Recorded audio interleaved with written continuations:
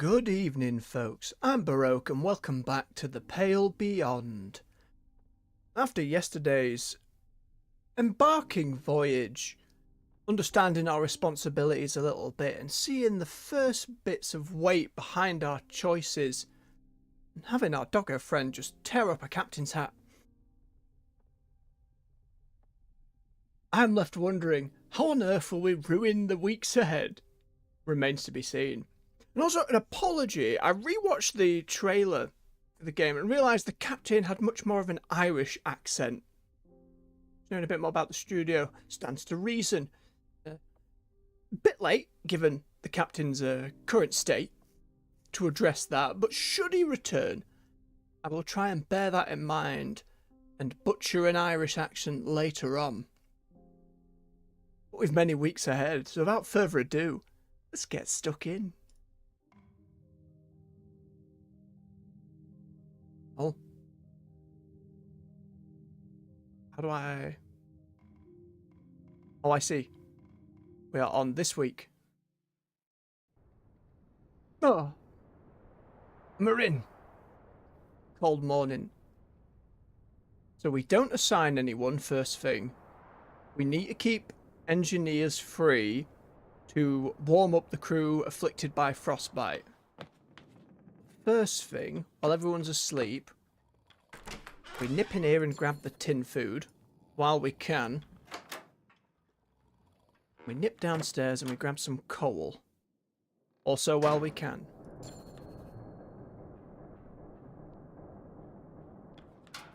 Alright, then back up to the top.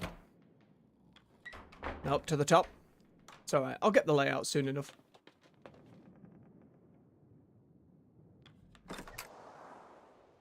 Alright. Decisions to be made. Now we know that we can only stay on the ship for so... I appreciate the assistance from the crew. Well, the dogs are an important factor in this expedition. I'm certain you and your kennel will repay us in kind. You need not worry about that, Mr. Templeton. Again, thank you, Shaw. You're welcome. Oh. Well, Templeton, that was quite a quiet morning, wasn't it? Captain, I would find it wise to have a word with the journalist among our crew. For whatever reason, Hunt allowed a photographer with no sailing experience to tail alongside this expedition. What do you mean, Templeton? I think she's been doing fine. As it stands, Cassia Belfour's record is what will stand the test of time when this expedition is spoken of, and it would seem she has not made allies of the crew. Keep it simple. How so? The sailors of this crew are a private lot. They do not take kindly to the prying eyes of a landlubber, as they would say. Remember, Captain, she controls the story. She controls your story. Let's to have a word. I always want people a fib, Templeton. Remember, Shaw, reputation can be fragile. You do not need an unflattering image at a time like this. I don't know, I think it's fine. Let's have an eavesdrop. Fucking hell. Well, get demonetized in future. Was it this time, Tucker? These bloody cigs aren't worth the shit I stepped in. You're the only man I know who can step in shit on the ice, mate. Ah, bloody right. I've no fish for doggos as of yet. Anybody in my old cabin? No. I'd be surprised if nobody was having a sneak before the ship goes down.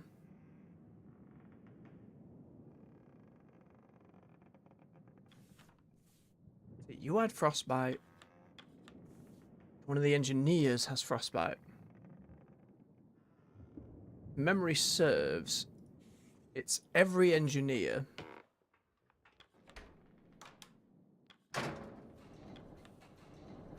I'm down to the depths, eh? She goes, so do we. There's no freezing crew to be... But I had to. Hang on a minute. Oh no, they're straight up frostbite. They are beyond freezing. Right. To the med bay.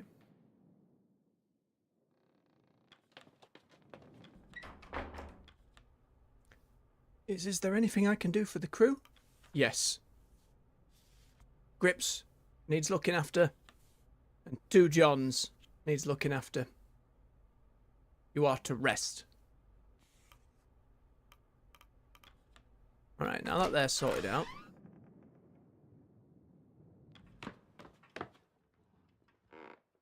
Need to set someone up gathering a bit of food. Let's see, who can do that today? Actually, I've sent you outside a lot. You can gather some food. Oh, it's only spoilt rations. Is that the same for anyone? Oh. Oh, not good at all. Well, we're gonna need them nonetheless. Get to work.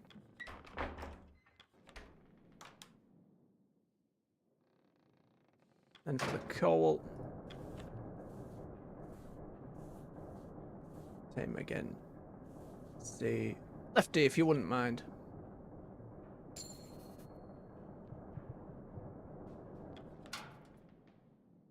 We need to speak to photographer lady. Let's burn a bit of fuel first. You bill it, Captain. We got a bit more wood. I think if we knock some of these spoilt rations in here. That's what we're currently going to be able to get out of stuff. Like that seal can be used. Feed that into the furnace. Okay. Then we have these 2 rooms to plunder. To clear the rest of it. The 2 individuals who we do that for, we can then use an engineer to get the frostbite off 1. Okay, gnomes, you with me? Charge into the room. The pump's temporarily keeping the waters at bay. Time to grab 2 items. Oh, this one's a camp upgrade. Very important. Reduces science required by 1 for medical comforts at the med bay. Well, that's useful. And that one, which I didn't read in time. And he's freezing. And then... Oh. Inventory's down off I go. Oh no. We don't want to risk child.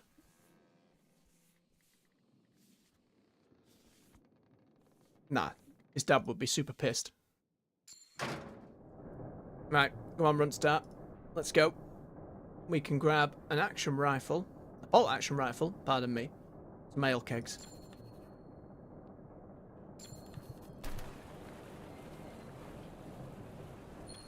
Okay, that's every room.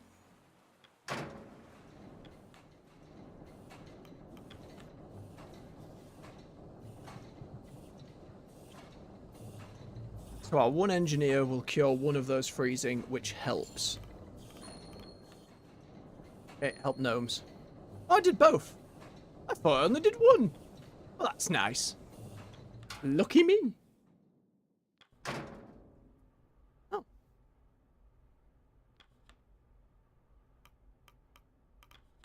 She's in here, but it's not letting me talk to her. Hang on, can I assign me for the interview?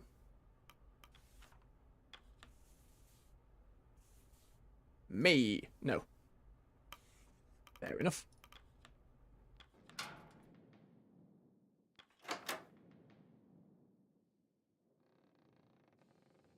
Let's build a pot. Our food is looking grim.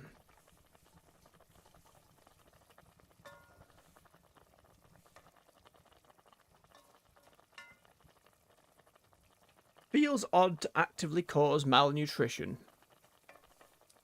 But we are running out of options.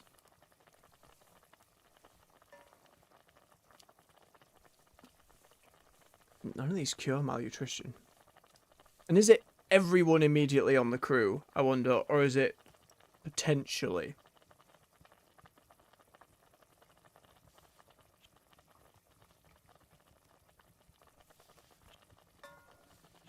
Seals in there. We're gonna need the lemons for scurvy later, but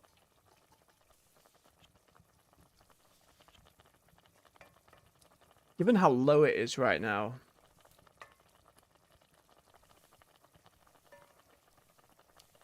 Man, we need to be hunting for more food. Can't risk any more of that. Do another one for malnutrition just because. Feed the hoosh.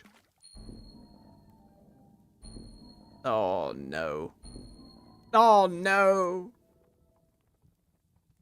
We gained food with the aid of our spice crate. Alright. You're malnourished. That poor bugger in the med bay is malnourished and freezing. Eesh, more for the med bay.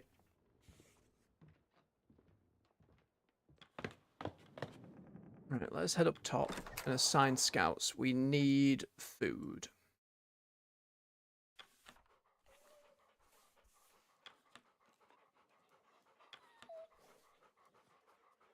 Feels bad to send Yorick when he's malnourished, but we'll send someone with him. Okay, you go with good old Yorick. See what you can find. I'll get some fish for the doggos.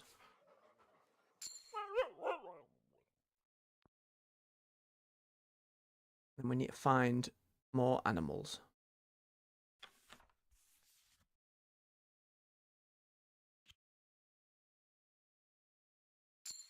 One at a time. In case we find all else, we have Flick to look over here. Penguins! Okay. And we'll get you, Cavity, and Runt. All together, you should be able to grab a load of them penguins. Weapons will help.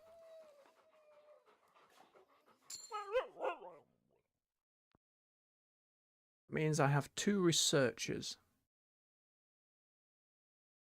Should have put them all on the damn thing. Or 2 scientists, rather. What can I do with the 2 scientists?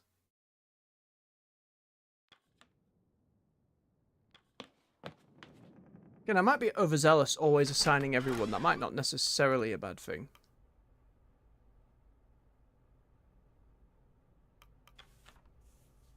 We'll get the other 2 scientists to cook up more of the medical comforts.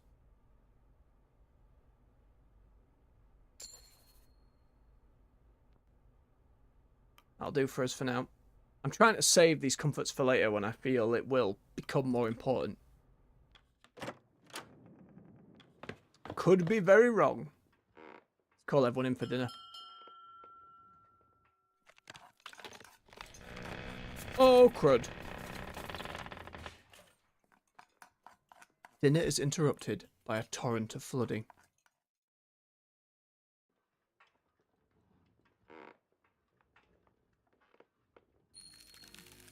Crew are alarmed. Oh no! Freezing status effect will become the severe status frostbite after a week unless cured. Crew with frostbite will die after a week. Well, crud. Frantic arguments break out.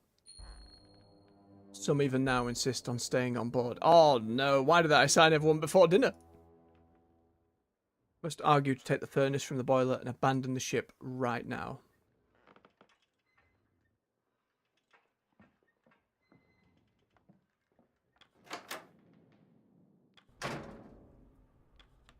Captain, on evenings like this, my good friend Carolyn and I would often play chess by the fireside. I haven't played chess in ages. Makes me wish I had brought a board with me. Would have made for some light entertainment. Shame you didn't. I'd have enjoyed a game myself. Indeed. Well, we can't turn back time, can we? We just have to make do with what we have. Perhaps Mr. Templeton brought something along. He seems the jigsaw puzzle sort. I need to finish developing these. Thanks for stopping by, though. Well, Templeton asked me to chat to you, so one of Templeton's team tried to talk to me while I was working. They were going on and on about their spouse or something.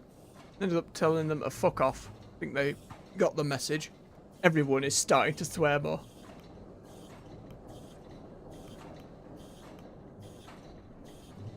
Oh no.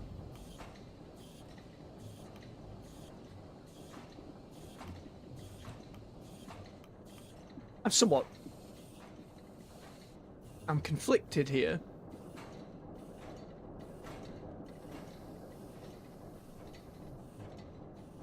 I want to know more about him. Come now, Hammond. Are you married yourself? Do I look married to you, Captain? Well, I'm not gonna judge. None of your business, anyway. Can't turn up the furnace if I'm yabbing to you. Night. Oh, we'll make foes of them all. No one's sleeping down there. Oh, dear.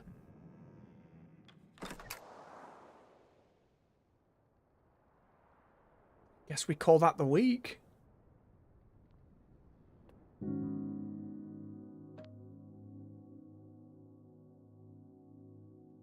Okay, cured. One of freezing, one of malnourishment. We cannot knock the rations or the temperature down. I'm glad we put all that extra food in. Bloody hell. Alright. Tucker and Yorick the Third return from hunting with 2 fish. Miss Gloss returns from hunting with 1 research. Grunt, Cavity and Quinsley return with 4 penguins. Dogs arrested and available to send out. Another week on the ice. Tucker became freezing. Miss Gloss became freezing. Supposed to be on the sled hunt. 2 Jones was cured of frostbite. Grips have cured of malnourishment. Grips have cured of their frostbite. Mr. Zack has been cured of their freezing. Yorick the Third is no longer malnourished. Cavity's malnourishment has progressed into scurvy. Dulcie is demoralised. Yorick the Third's freezing has progressed to frostbite. And he's demoralised. Oh, this is a rough week.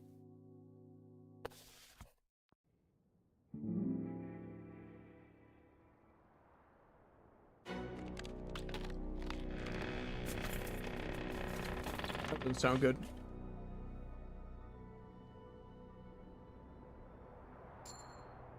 You can't escape.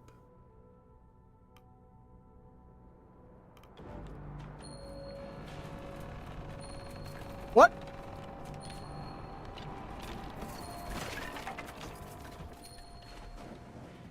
What?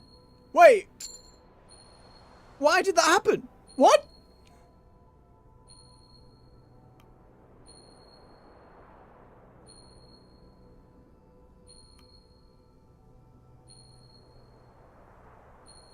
That's...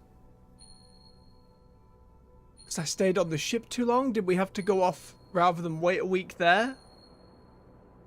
Oh no, we'll wait our fate. Oh, just stop! Stop!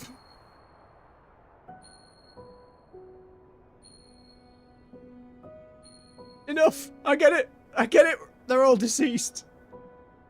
She's gone. You, along with the rest of your expedition. Your hopes of rescue now lie at the bottom of the unforgiving ice. Back to title screen! Bellular Studios. Wait, are you gonna roll credits on me?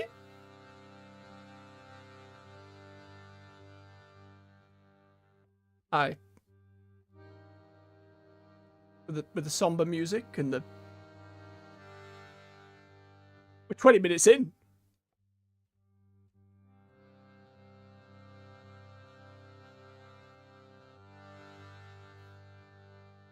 Let's have a swig of this beverage. Oh no. So I think after assigning things for the evening, we could have taken the boiler out.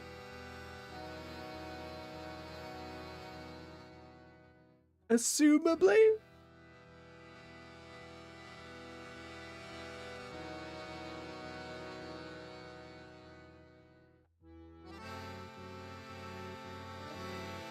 I'm just letting it play. I'm just letting it play.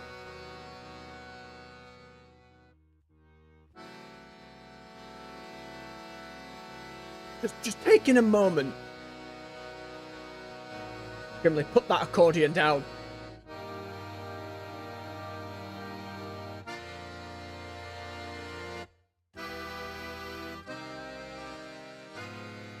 Now it's starting to sound like the end of a Banjo-Kazooie run, you know, when that game over screen comes on and Grunty would kind of hop about and get transformed.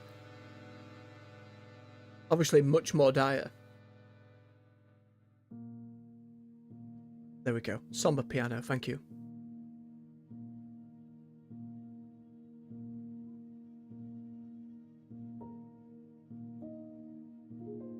Right, I thought I wouldn't be able to take the boiler out until everyone had done all that.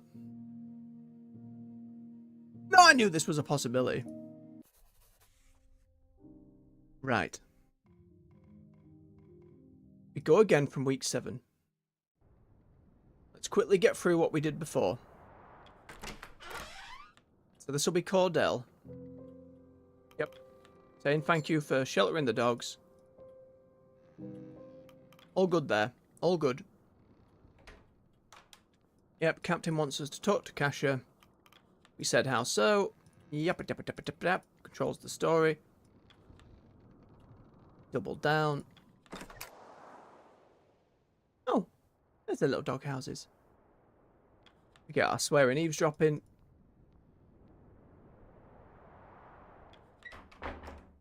Else there.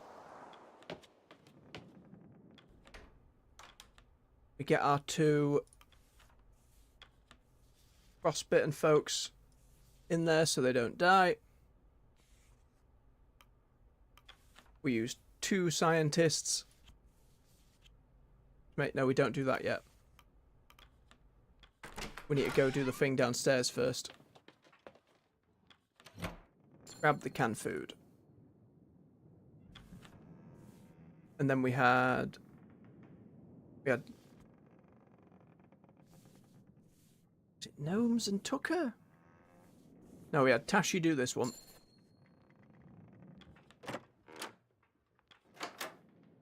Then downstairs.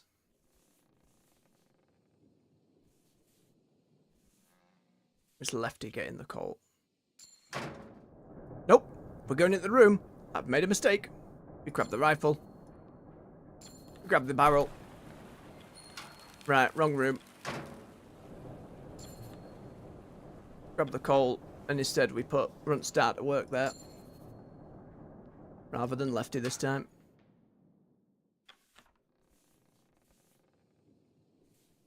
Who did we take with us last time? Gnomes came in here with me.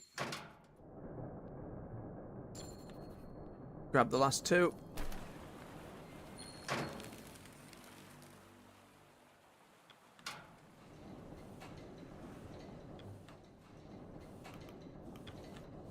Get an engineer to heal their freezing. Got them both.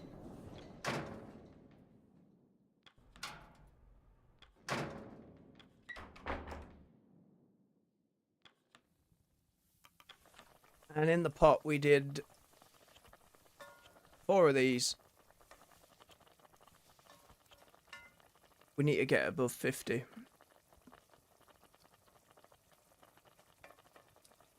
That should do it for now.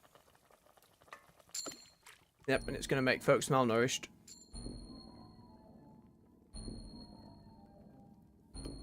Yep, yep.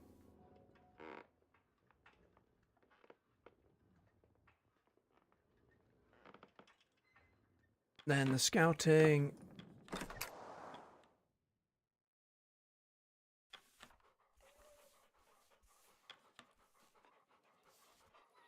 We sent Yorick off with Cavity, I think, to get some fish. And then sent Flick to explore here. Sent Quinsley over here. Runt can get some pengies. Hang on. Wasn't one of these a research? Yep, that one's a research. Mrs. Gloss here.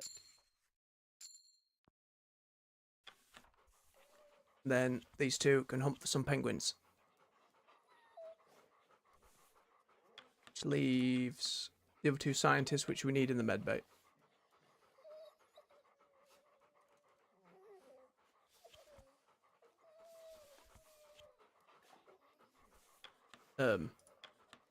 This worked last time.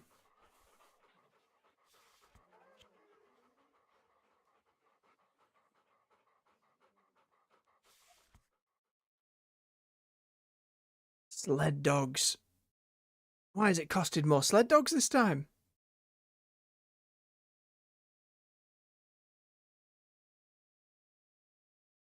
Crap.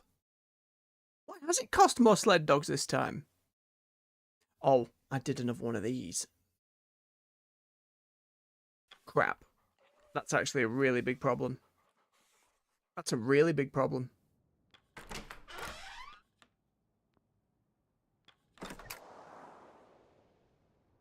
Okay.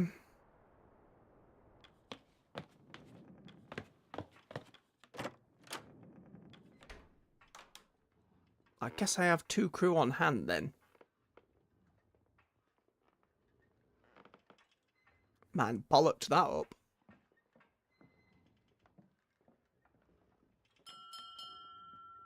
Let's get everyone fed.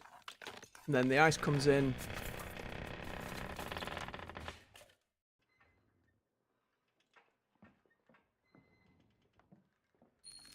They're alarmed, they're all freezing, they argue.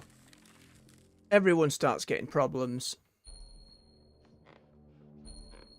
Yep. Go talk to Kasha, rather. Same again, we'd love to do some chest.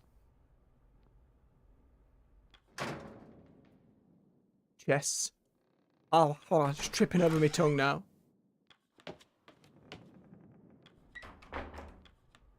George, it has been quite some time since we met. I first met you at the docks. I knew you were suited for the role. Your thoughts any different now? It remains to be seen, does it not? I can say I did not see this turn of events ahead of us.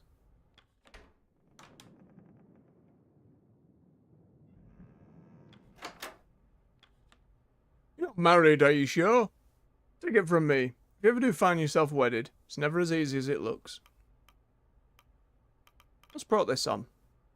The evenings on the ice grant you quite a lot to look back on. Have a long life to look back on, sure. He did tell us about his daughters last time and got a bit. I think we instantly cure the crew in the med bay. See how this works. Oh, that doesn't then make it available again. We can get these two to cook up some more. One moment. OBS is giving me a look. Let me just double check something. One moment.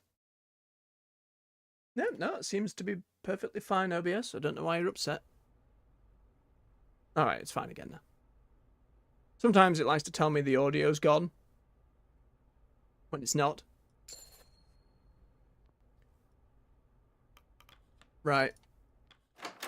Seems as though it's a foregone conclusion that we just die in the ice. So then, we've got all the rooms cleared. We've done all we can. Dr. Hammond. Say what I did last time. Even though I know it's less loyalty. Now then. Abandon ship. Furnace is torn from the boiler.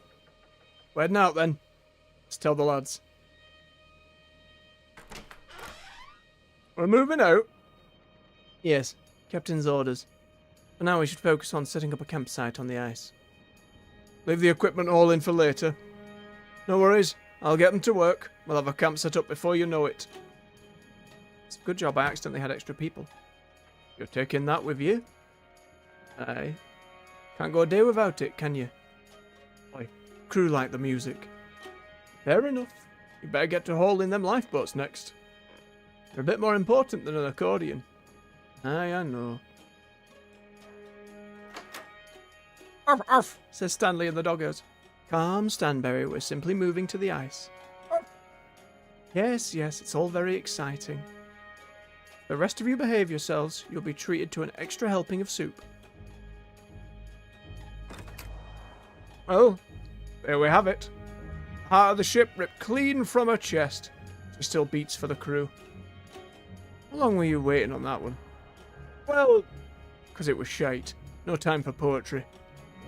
Captain, let's get this bloody furnace set up on the ice.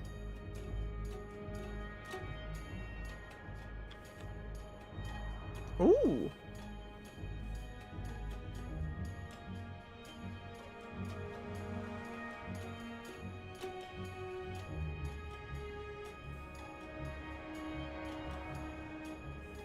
These are all the things we looted.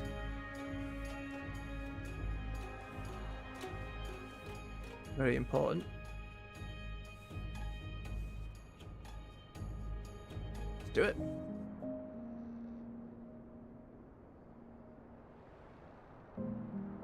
And a small camp emerges. Bigger camp.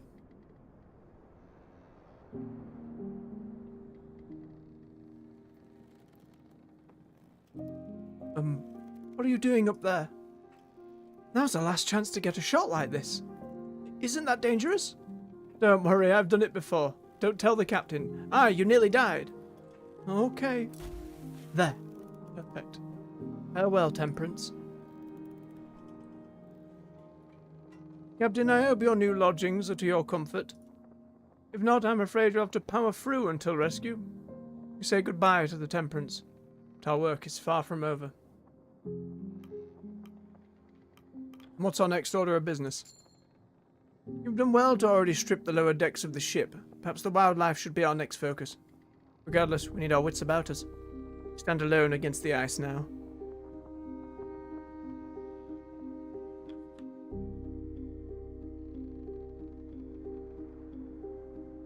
Let's have a listen in. Photographer, Belford. What about her? Did you come snooping around your tent as well? Aye, I caught her prying a couple times. I can guess. You found nothing on you? No, she did not. We could all learn something from you, Tashi.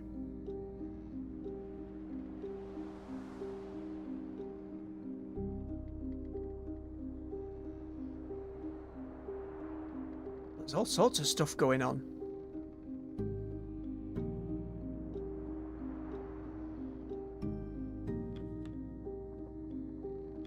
The doggos. Very important. Good evening, Captain. Will this take long? Dogs are fed and rested. However, I dislike leaving them alone.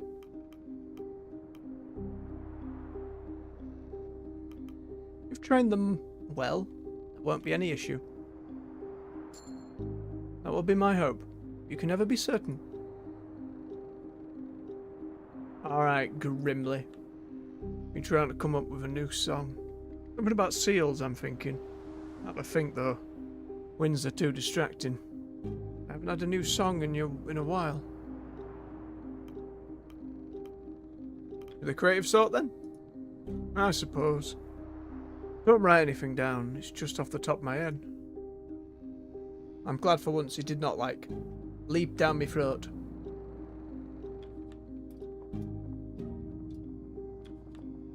Dr. Nutley? Mr. Templeton? I trust all is going well. Well as can be. Well, thanks to your expertise, I take it. I try my best. You should continue to do so. We wish not any further incidents.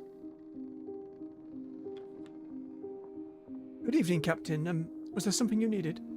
If you need the latest medical report, I'll have it prepared soon. Good to see you aren't losing focus. Keep it up, Nutley. Oh, thank you, Captain. I'll try. I can't do all else for him right now. At least we're stocked up at the moment. What is going on down here? You get your photo snapped by that photographer too? Aye. She's a landlubber for sure. Treating us like we're some novelty. Oh, that's not fair, Cavity. I don't have much problem with it. Good conversation, at least. I'd rather less good conversation out here. And there I was, face to face with a leopard seal. Dangerous creatures. Cannot be mistaken for your average seal. Natural hunters, much faster on land than you'd expect. How do you deal with that, then? I was lucky I had my hunting shotgun at the ready. We were feasting on leopard seal that night. Of course, of all the times the crew weren't filming. Ah, pull the other one. It's true. This other time, Kurt continues to ramble on. Seems he will be at this for quite a while. He's going to be carrying people's, like, morale this whole time. See how Hammond's getting on. Can't tent at furnace and I'm yabbing to you. Night. Not right, Hammond, fair enough. Junior, evening. Before we took off, Grimley and I stopped into a greasy spoon in the city.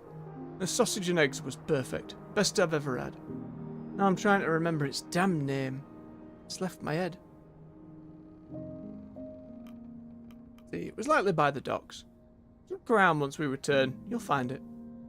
If it's still there when we return. Who knows when we'll be back. It could have closed down or fired the chef by then. Yorick III. Crew member approaches you during dinner. Captain, you look like you could use more to eat. Taking up the responsibility of captain is as admirable as it is inevitable. Unenviable. Please, help yourself to some of my own rations. Frankly, I'm stuffed. That's rather kind of you. Thank you.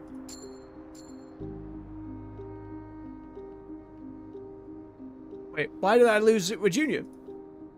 Others in the crew roll their eyes and let out heavy sighs on your acceptance of the offer. They don't seem to approve of the attempts at gratifying command. He was just being nice. It's fine. It's fine. Who else is all the way over here? Talk to Cordell. Got Kurt to talk to over there. Some folks nattering over there. There's not else hidden off to its side, is there? No. We'll talk to Kurt and then we'll talk to Kasha. I'm flattered, but I really ought to be getting some rest, sure. Go on then, Kurt. You get some rest. Templeton, I must retire for the evening. I'll see you for the morning's requests. As you pass by, you see Kasha adjusting her camera as she stands, partially obscured as she finds the right angle for shots. As you step to her side, she raises her head and looks at you. What are you taking photos of? The crew, of course. This is quite the unique situation we're in. I want to capture the mood. Maybe I could place it beside our initial crew photos. Compare and contrast. Oh, that's brilliant. I'm sure many of them have stories to tell. Kasha's eyes dart to the crew, briefly lingering on the statue of Kurt, then back to you. Of course, I'm sure many of them have plenty to share. For now, though, I think I'm better off in the background, taking pictures. From a distance. Intimidated? I mean, clearly. Of course not. Why would I be intimidated? Because all of them are talking shit. Is it really that obvious? It's simply that I followed Kurt's expeditions a lot as a child, so seeing him in person is odd. Is he shorter than you expected? Kasha lets out a small laugh. He's taller, actually. It's more that up until now he's been an idea. Does that make any sense? He's just another person like you or I. I suppose so. Well, I'll leave you be. I'm still looking for the right shot. So, no requests for the day because we did them this morning. Well, at least we're not all going to die in a boat. Not like that happened 20 minutes ago. What? No. Everything's fine. Jump the week. Starting to push it. Let's see how bad it goes. We're in the red. Cavity and Yorick return with 2 fish. Miss Gloss returns with 1 research. Dogs arrested and available. With a week on the ice. Cavity became freezing on a sledge hunt, as did Mrs. Gloss. Mr. Zack has been cured of their freezing. Yorick III is no longer malnourished. Tashi's malnourishment has progressed into scurvy. Quilcy's has progressed into scurvy. Quilcy is also demoralised. Yorick III has frostbite. And is demoralised. Okay.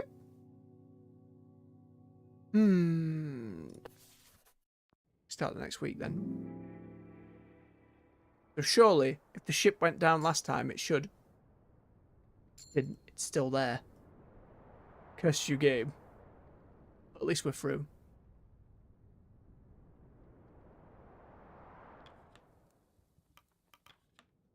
We don't have our little rooms that had people in them gathering stuff. Which means no more canned food for the morning. Or coal. Oh no. Good evening, Dark Eyes. Hiding something? No, no, no. Don't rewind 20 minutes. It's fine. 25 minutes, maybe. Everything's fine now. Look, we've made little camps. We can have an eavesdrop and then do our morning requests. Ah, Doctor, how are you holding? Still finding yourself with bouts of sickness? No, that isn't a problem. It's only seasickness. Now that we're no longer at sea, my stomach is settled. For the most part. If you ever feel the queasiness setting once more, I learnt an old trick in my travels. Simply close your eyes, count backwards from 10. It worked for me a treat in my youth. Right, I'll try that. Staying calm more than anything. Alright. Requests. Oh, there it goes. Now, the last time this happened, we may have been on the boat.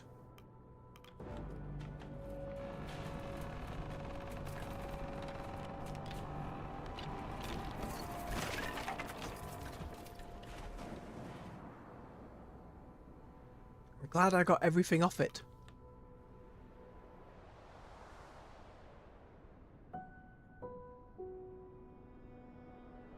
She's gone. Heads hang low amongst the crew. Oh boy.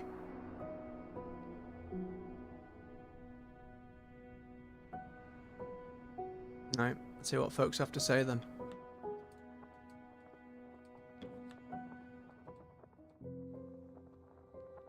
Stanbury? Arf! Should you not be with your master, dog? Please do not bother the captain. Apologies, sure. No doubt Stanbury smelled the scent of the latest catch on you. The latest catch? Some fish was added to the stores, I take it. Stanbury has quite the taste for it. Are you suggesting we feed it to the dogs? If you wish. I assure you they have enough to eat, though. I'm certain the pack would enjoy that, but we cannot allow them to grow spoiled. Come, Stanbury. Odd creatures. We'll definitely do one to the dogs, at least. Sure, I don't suppose you've been keeping track of the days. I have a general sense. Well, you'll be pleased to know that today is Imbolg. Oh no, not its own calendar. I'm not aware of such an occasion. Not surprised you wouldn't recognise it. To us, it's a major holiday. Don't expect to ask the day off. No, Imbolg of 10 comes with a traditional feast. Thought it might be good to hold one, for the sailors' sake. See no problem there. Treat them to a feast. Hang on. Oh no. UI.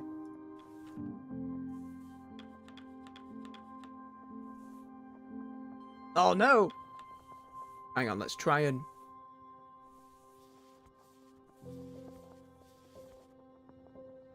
Oh, I guess we're not having a feast. Might have something to do with being an ultra-wide display. I really want to give them the feet. Oh, we simply don't have enough. I cannot select that option. A nice idea, but we cannot spare the rations. And I thought that'd be the case. Oh well, it's worth asking. Oh, big decorum hit. Junior again. Sure, I was investigating the tinned foods we picked up from the Temperance. I should have expected this, but the tins were spoiled in the flooding. I'm aware. Is it still edible? Are you serious? Can't be too selective. It may not be pleasant, but if it can be eaten without poisoning the crew, it may still serve as rations. Not to tell for certain there. Well, it's certain to taste like death, but it may still be edible. I know I fed you all it yesterday. The may in that sentence is not so comforting. Food is food, but I'm not sure it's worth the risk. What do you think?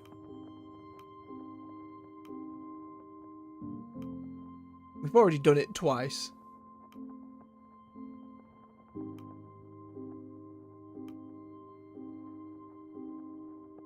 No, we need to make a choice. We'll use it as like fuel. Not worth the risk. No intention of poisoning the crew. I suppose we're better off avoiding that. Hunting a peaches likely isn't worth the risk of poisoning. Captain, take a look at this. Before the ship sank, I was checking the cabins of, well, the missing crew. Seems they left behind a good amount of their belongings. Good few books and the like. Not much use for them now. I'd put them at the top of the list to burn for fuel. We can't do that. Yes, we can. We are in need of as much fuel as we can find, Belford. You will need good reason to preserve them. These aren't simply novels the missing crew brought with them for leisure. They left their journals behind, their diaries, logs of their life on this ship and before. This can't be burned. Captain, I request that I hold on to these journals for use in my report. I think the rest of the crew would appreciate their stories being preserved. I suppose the sailors would not take kindly to burning the remnants of their lost colleagues. Aye, what else do we have? Not much else we can burn, is there? It won't be necessary. I should keep the books for your report. I grabbed a fair bit of fuel. Better find something better to burn then, Captain. We can't hold on to bloody well everything. Thank you, Captain. I'll ensure their story is told. Won't be able to do that if we freeze to death. Oh, alright. Look at how many people are ill. Okay, we desperately need the furnace to be lit. Do you have any experience with cameras? No? They can't be too complicated. Oh, did you go and break yours? No, but I was wondering that if something did happen, would you at least have some parts to fix it with? Aye, I should. Question if I want to waste good parts on a bloody camera. Spare parts? How are they going to be wasting them? What more could some spare scrap be used for? You have no idea. That was a little ominous, Hammond. Just a tiny bit ominous. Coal goes in, we stay alive. Really is that simple. Right, who do we currently have who's freezing? Cavity's freezing. Yorick's freezing. Mrs. Gloss is freezing.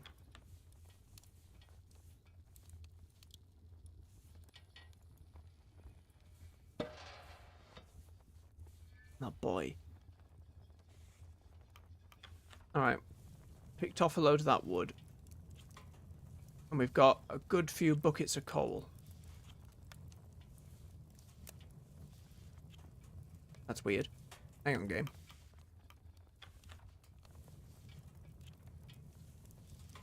There we go. We need to get it over 50.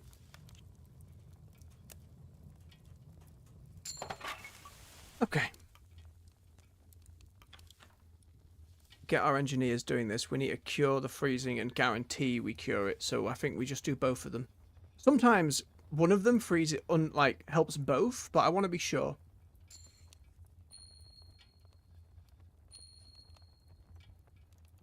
Okay, I'll take it.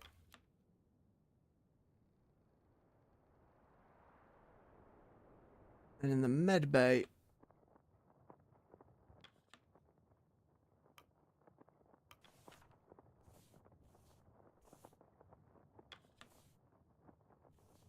demoralized.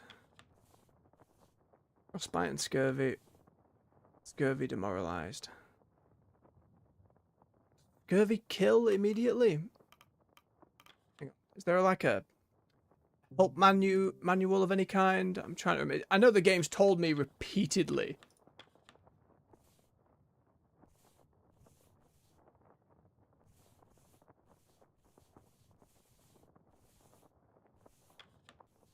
Don't want people to die. Demoralized we can help with.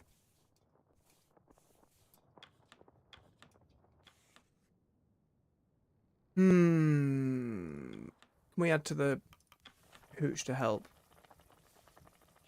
If we chuck in some ale, we can cure that.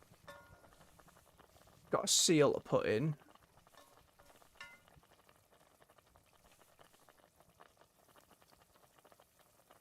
Oh, that can cause malnutrition. Can the spoilt rations? Oh, that cures scurvy. Okay.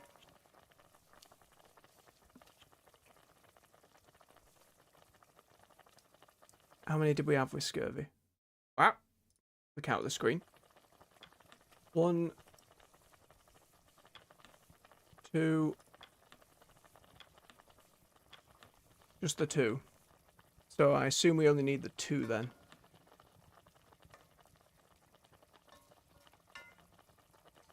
Six is not enough though. 6 is nowhere near enough. Oh no.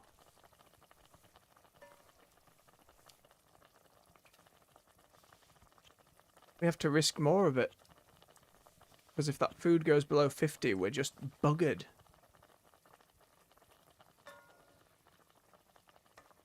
We're just going to have to keep on top of it at the moment. No, I just said I wouldn't.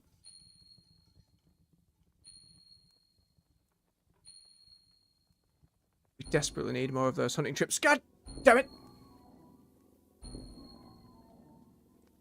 Oh, I hoped it would only be 2. Alright, alright, that's fine. Put a lot of food in there. Let's give the dogs some fish. Dogs need to be spent first before you can replenish them. Oh. Oh, does that give us another dog team?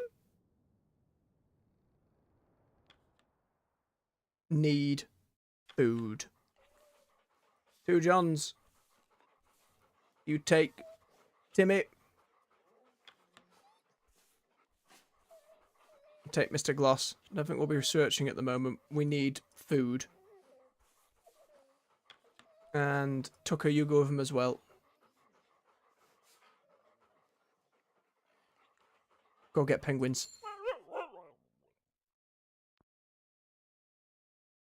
Right. What else we got down here? That's just... We need more research to unlock other animals.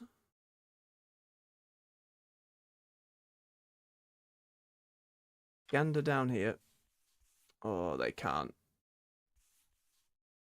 Flick, have a look down there. Oh.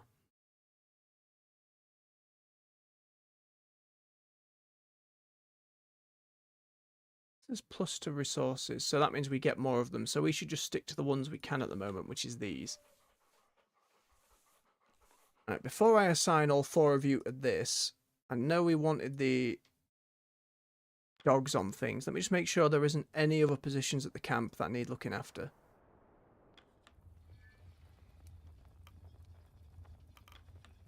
No freezing crew, just the frostbitten.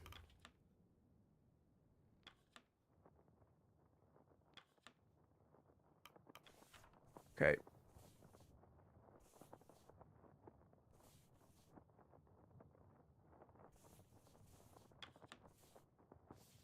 You need to be in here lest you die. I'm sure there was a second one who was really buggered.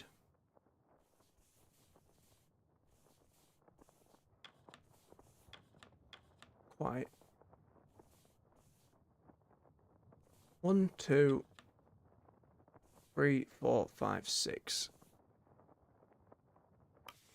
Right, let's see what else we can do up out there before try and cover the rest. Can only use scouts to do that, so we're kind of screwed there. In which case, let's get all these hunting. Desperately need that food.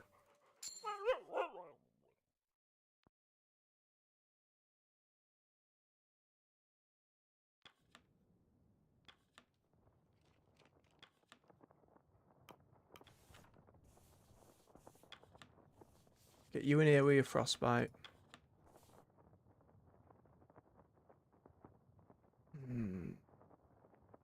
We'll cure them both here. We could have a talk and interview, get interviewed by Cassia, but I don't think that's going to solve what we need. Rather get them both ticked off. To rest with you.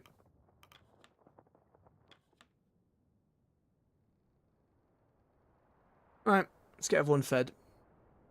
I think that's all we can do for now. Who's the one who's left? Hang on. Mr. Zach. I suppose you're just going to hang out with me for the evening. Oh, wait, hang on. Ah, I see. So feeding the dogs fish just bumps them up. Which is actually kind of troublesome. Because now we don't have... Because it refreshes every week, so you want to... Well, we'll send Mr. Zach off by himself to hunt some seal. He'll be fine. He's the one who brought a gun with him. He should know how to use it and be fine. Time for food.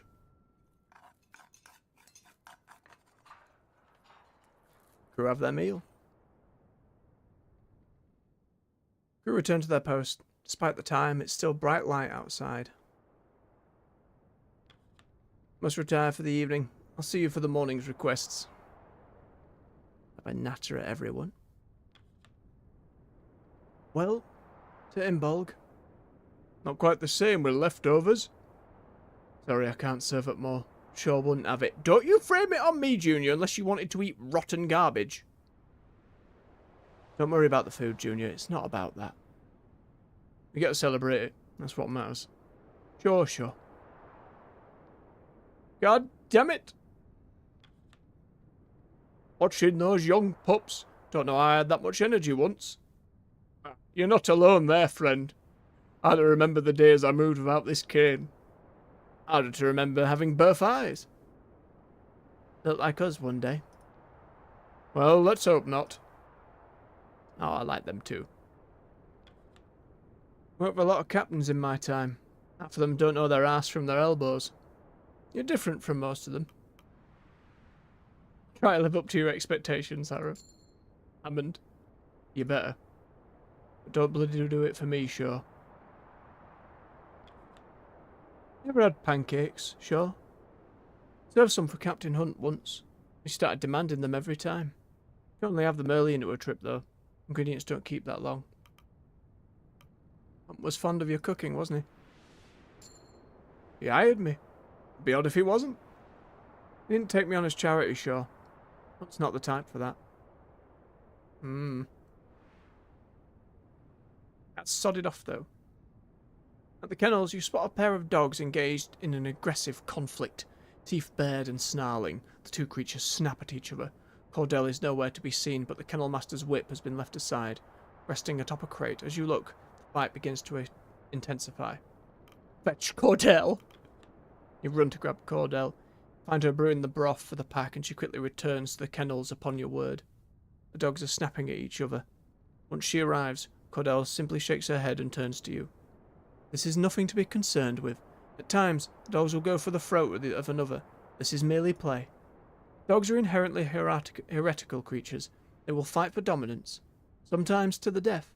These dogs are merely putting on a show of aggression for the others. Simple feed, and they'll stop. I'm glad she's here. Cordell turns back to her kennel, before briefly turning her attention back to you. Regardless, thank you for informing me, Shaw. Cordell returns to the kennel as you make your way back to the camp at large. The dogs. Rub the chins. Nod knowingly. No. Yes, you're all good doggos. Grimly. He stares at you, while nodding to his sleeping bag. Yep, I expected as much. Kurt. Yep, needs to get some rest.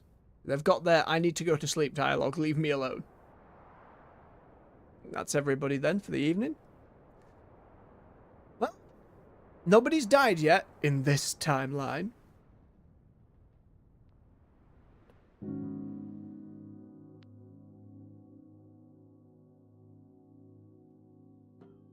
Oh, we can't put them in the red. We're barely keeping above the line. Close 2 John's runt took a return with penguins. The others return with penguins. Mr. Zach returns 2 seals. Dogs arrested. 2 Johns became freezing. Lefty became freezing. Mr. Zach became freezing. Mrs. Gloss was cured of her malnourishment. Oric was cured of their frostbite. Runt Stars no longer malnourished. Grip's malnourishment has progressed into scurvy. Tashi has progressed into scurvy. Tashi is also demoralized, as is Mrs. Gloss. You were already demoralized. It said he was no longer, but we got -5. Yorick's just doing this on purpose. Week 9. 6 weeks at Tempest Camp. Have a listen to folks. Well, it seems like the crew are adapting nicely. They're getting on with their jobs like clockwork. Feels like we're back on the open ocean again. I know we're in for the long haul. Well, I'll see to it they're keeping up the good work. And you see to it they're entertained when the work is done. Aye. You're short on words, aren't you? Fair to talk through your music, eh? Sailor with the heart of a poet. Sure. Hammond? You see, Hammond, hard at work on the boiler. Shit. Is there a problem? No, force of habit. Don't need me asleep at the post. You need something, Captain? No, just checking in. You don't need to. If there's any problems, you'll know. I know what I'm doing, sure. That's what you're wondering. That's not what I'm wondering. You don't need anything. I'm getting back to work. Hey. Cordell? Captain. We've had our share during the hunting season. That appears to be winding down. I wouldn't put my faith in there being an abundance of game in the coming weeks. Oh, no, come on! Just as things were getting necessary for food? Look at these doggos. They're so happy to... They want to do it. They want to go hunting. We're going to have to. We're going to have to. There's not much choice to be had there. All goes in. Stay alive. Really is that simple. Need to cure some of the freezing. 1, 2. Hey, we'll take that. Feed the furnace, get it above 50.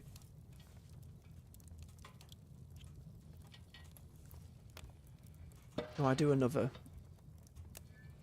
Yes, because it showed that random events can happen that require a bit extra. Let's put the spoiled food in as well.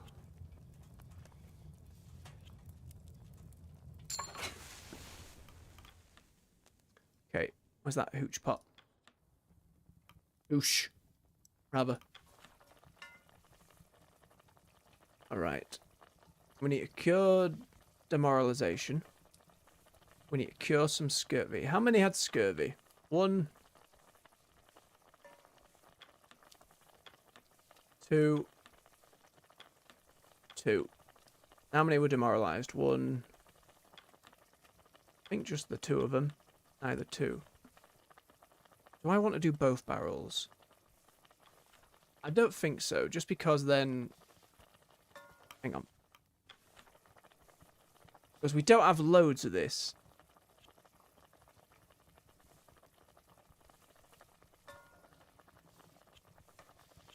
We don't have a lot of these lemons.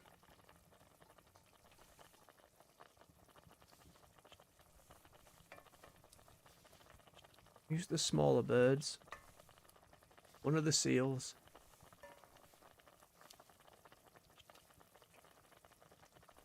I want to get it a bit above 50. Again, we might need it for something.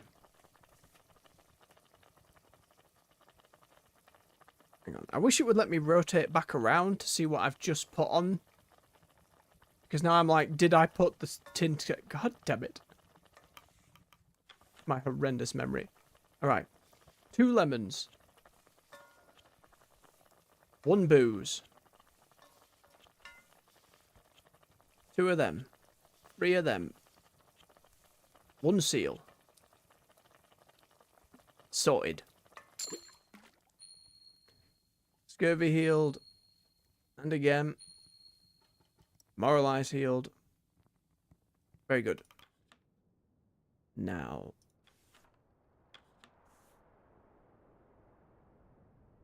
What are you deployed on? He's not, like, locked to the boat somehow, because that's where he was last deployed. Shouldn't be.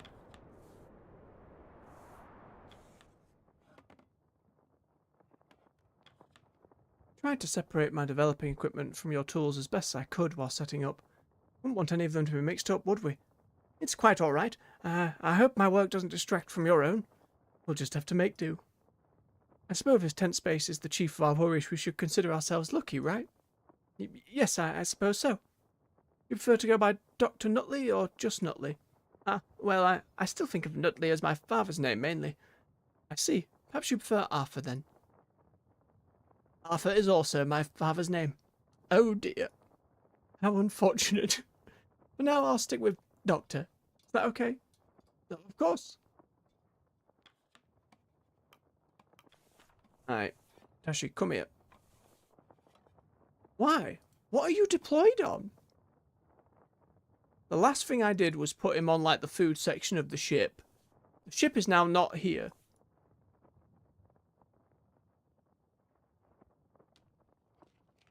I hope that's not a bug.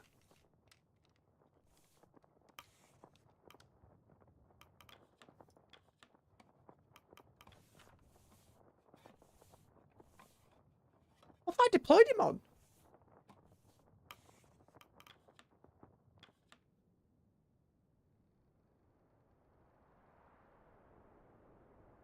If he is stuck in the damn ship, I'm going to be really peeved, because then he's just locked and I can't look after him. And that means he's going to die. Let's take the requests, see if that cleans it up. Junior? Sure, got a matter we need to settle with you. I don't see the problem here. Tucker was going through his personal belongings on the ship and we found this. Tin of treats, biscuits, confectionaries. Quite a lot. Oh no, I was hardly hiding them away. They're just my own private selection, a gift from my grandmother before the expedition. Baked them myself. You see these as your personal effects, and that was true at a point. But as it stands, food is food, and we need all we can. You cannot reasonably hoard it to yourself. They're hardly filling, they're just some biscuits. They're filling enough. Listen, now's not the time to keep something like this to yourself.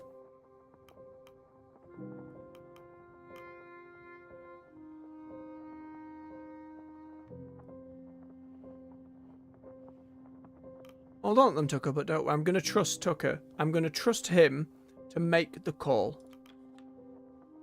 Don't waste them. Could use them in a pinch. Of course, of course. But thank you, Captain. That's it for the day.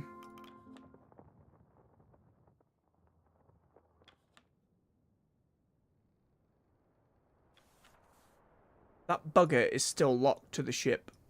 I'm convinced of it now. Oh, no. Can I feed the... So if that's the case, I'm not going to be able to undemoralize him.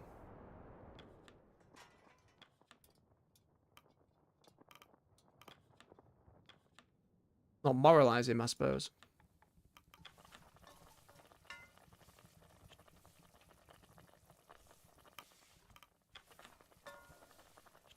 If I do this, will it solve the problem? Yes. Alright. Hopefully that problem fixes itself.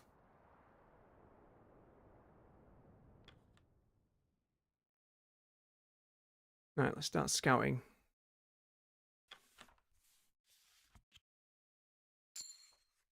Some fish.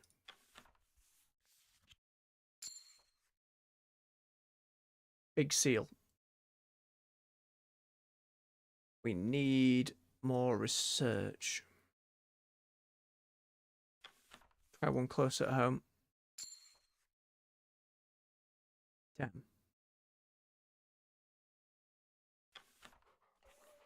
Right, we get a load of fish so we can restock them.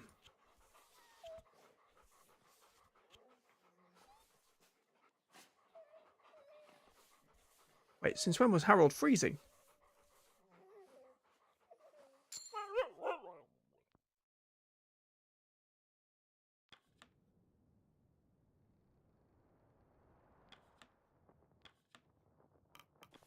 Harold, get in here. Go lie down. Go warm up.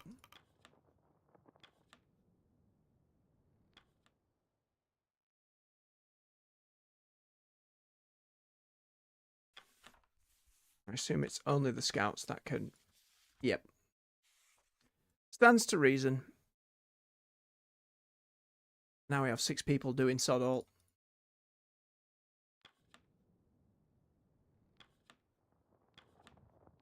No fish to feed them.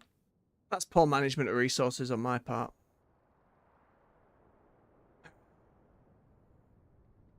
You're gonna have to get used to the changed way of things. There was on the ship, there were so many little jobs I could just push people onto. Getting colder as well.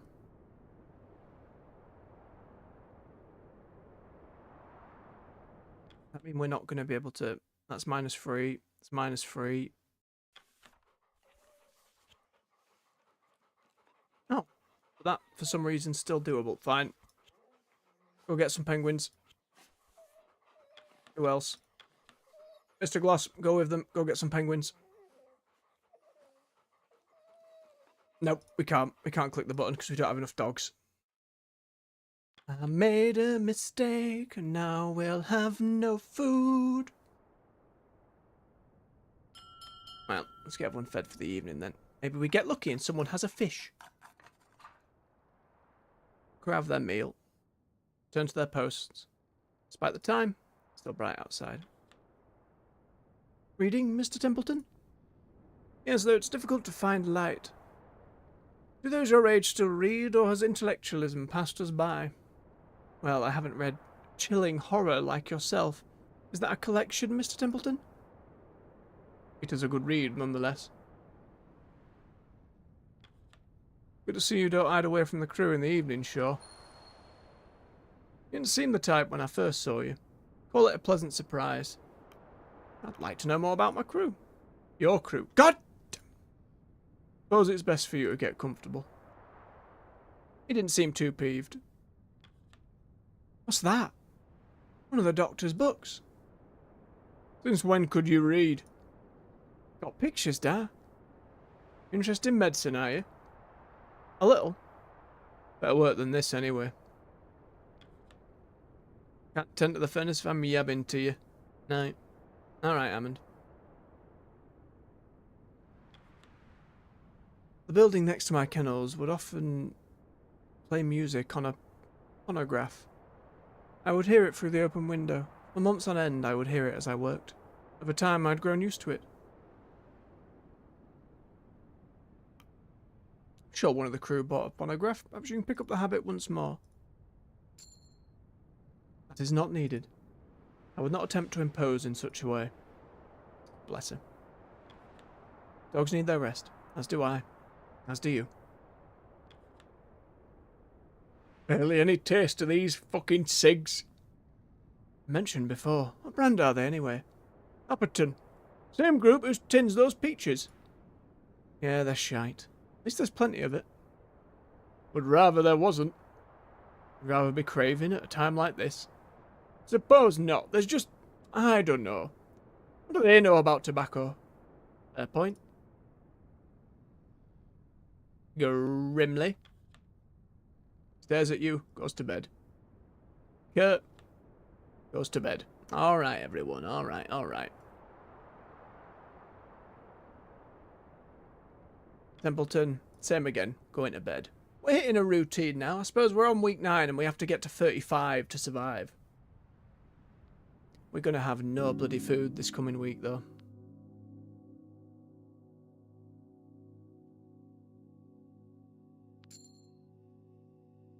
Everyone's cured, for now. They returned from hunting with free fish. Dogs arrested and available sent out. Gnomes became freezing. Lefty was cured of freezing. Yeah, that's a pretty uneventful week. That's not bad at all. Week 10. 7 weeks at Temperance Camp.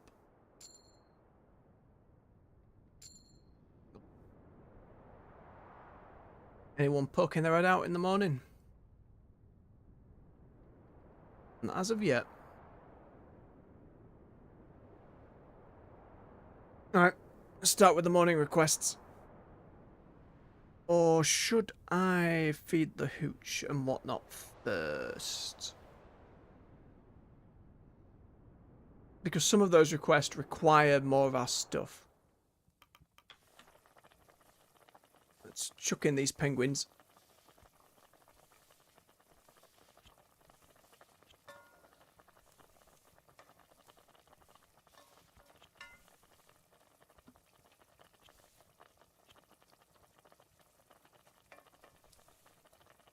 This 30 gets us back just above that 50.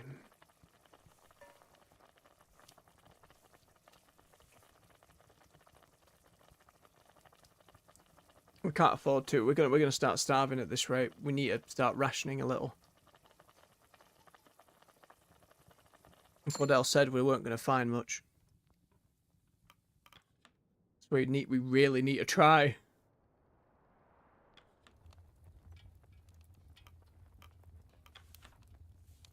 We'll get good old Dick here. Kill folks so they're freezing. Good, good.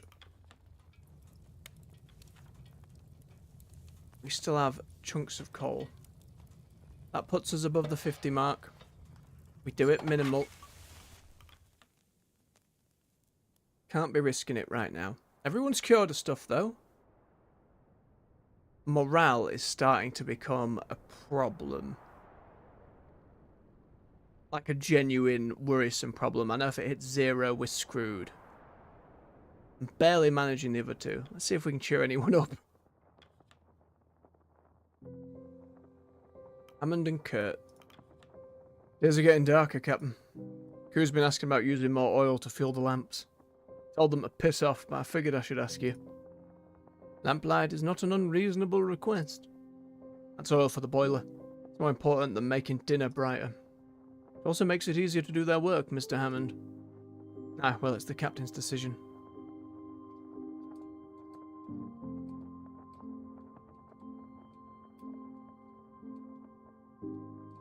Just said we needed to be careful.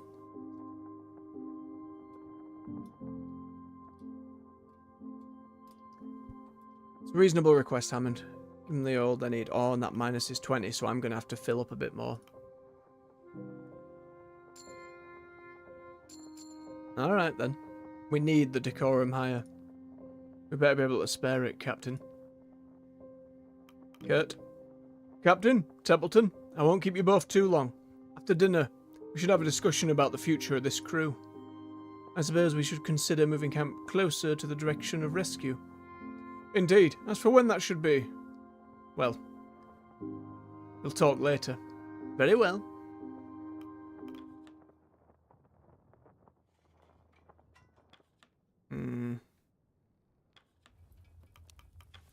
Use another tub of coal then.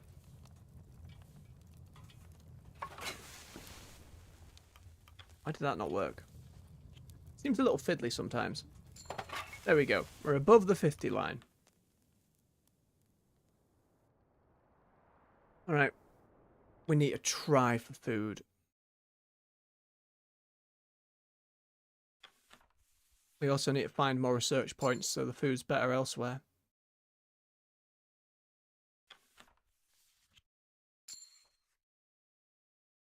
Everything's food. Not necessarily a bad thing, but... Oh, a bit of research. Okay. All three of you, get in there.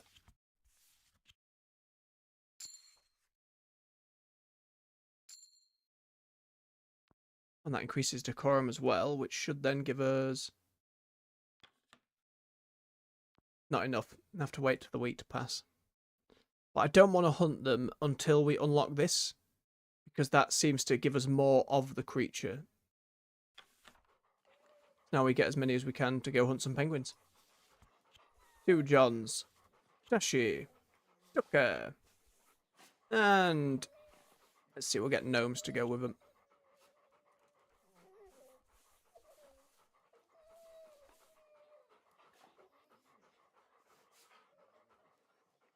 Oh, I need to refish the dogs. Hang on.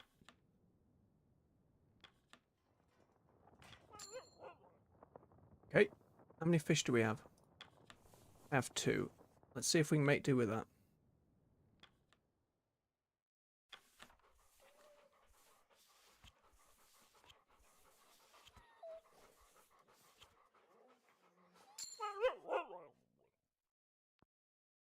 Okay. They're going to require 3, but we need to save them. Fish only seem to give us like 2. We've got 5 people currently doing sod all.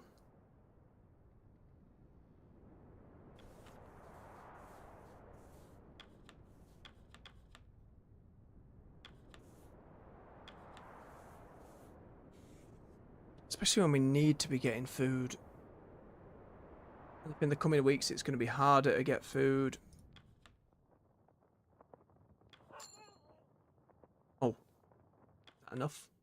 1 more, maybe? Yep, that's free. That's free. No risk can do one of them. Right, you lot. Grips, you get out there. Runt start, runt, cavity doom. You can get yourselves going as well. We need the food. Can't risk it right now. Get 1 for dinner. Crew have their meal. Turn to their post, despite the time. Still bright outside. The big one there. Junior. It's going to bed. Evening, Captain. There was a song that found itself stuck in my head earlier. Dogs were pleased when I began humming it. I fear I may have to make it a habit. Music reminds me of home. I take it the same for you. There is no home to be reminded of. I prefer to keep moving. Perhaps the ability to do so is what I miss. Grimley. Bedtime for Grimley. Alright, let's see what Kurt and Templeton have to say. You wished to speak with us, Kurt? Indeed I did. Have you noticed anything about the ground beneath our feet, Captain? It's not about to give way, is it? Not immediately, no. We are looking at the early stage of this ice breaking apart. We don't want to join the dear old Temperance. We'll need to be moving out within the week. Is that so? We start packing from tomorrow. We'll be safe to move on at the beginning of next week. No longer than that, we'll be dipping our toes into the water. Now, the prior captain, did not listen to Kurt and things went bad. I think we should listen to Kurt. Well, it is inevitable that we should keep constant movement. Even ignoring the changing ice, our rescue vessel will not be searching for us here. Get the word out then, Kurt. Leave in a week. I will, Captain. Stay is deaf. We're moving on. Thank you, Kurt. Have a good evening. Templeton. Captain. We'll have to move camp within the coming week. And if we wait around here any longer, we'll be swallowed up. Captain Shaw has been cautious, and we are still set to match the arrival of rescue. Aye, let's not waste any more bloody time. The boiler can't last forever. Aye, good night. And good night to you as well. Doctor, you seem worse for wear this evening. Sorry, I've not had much sleep lately. Something disturbing your rest? Just some bad dreams. A shame, a shame. Get some rest early, Arthur. I'll inform you if an emergency arises. Oh, thank you, Kurt. You can thank me with a good night's sleep. I do really like him. I hope there isn't a diabolical twist at some point. Good night, Cordell. Good night, Grimley. Good night, Kurt. Alright, before we rest for the evening, I'm just going to have a quick bio break. Let me just tappity tap into the chat.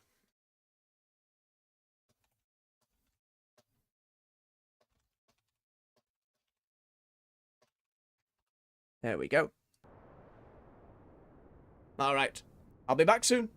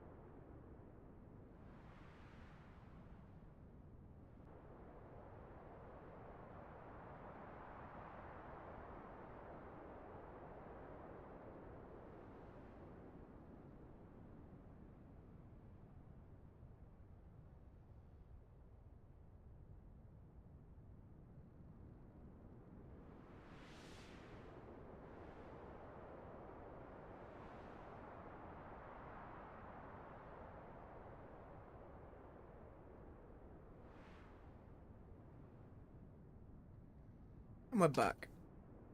Thank you for your patience. Bob my headset back on. Ooh. Sippers cold tea.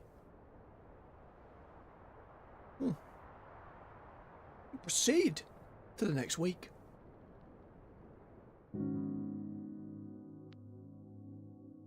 Still staying above the red. Barely. Free research. 5 penguins. 5 seals. And the dog's arrested. Mr. Zack is freezing. Gnomes is freezing. Runts Dar's freezing. Right, we'll get the engineers to sort them out if we can. Week 11. 8 weeks at Temperance Camp. Plus 14 available dogs. We haven't had any doggo injuries yet, which is nice. No, we only have the one button. Then we move to the next camp. After a hard morning dragging the boats, crew come across deeper snow ahead. Captain, the snow on the ice is getting deeper. We'll need to find a better path before dragging the whole crew through it. I'll be happy to take up the reins. Best we leave that to one of your scouts, Mr. Darling. The ice behind us is encroaching. We needn't lag behind a man with a cane. The old limp isn't that bad, Templeton. It's bad enough. Time is of the essence. Very well. Can't go wrong with my team anyway. I think one of them are capable of finding the path in the ice. Captain, if you want to judge the course yourself, you should go ahead with them. Ill-advised. We don't know what lies ahead. Let's not take any unnecessary risks. No, Kurt is right. I should head with them.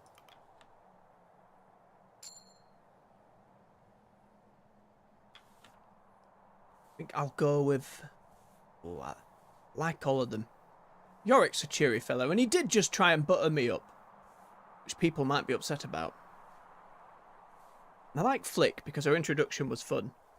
We'll go middle of the pack. Oh, Quinsley. I haven't had some one-on-one time with Quinsley, really.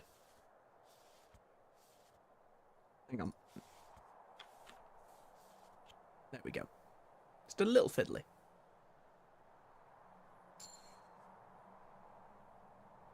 Quilsey? Quinsley? Quilsey. You're with me. Let's go.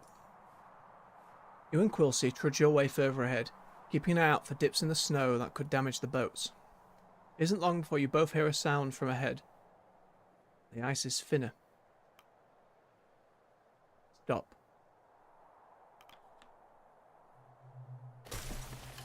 The eggshell surface of the floes erupt, revealing a large, slimy creature, mouth agape, with files of razor-sharp teeth, expectant. Leopard seal! Oh, which one are we meant to use? We have all of them. I should have read and remembered the description of each gun.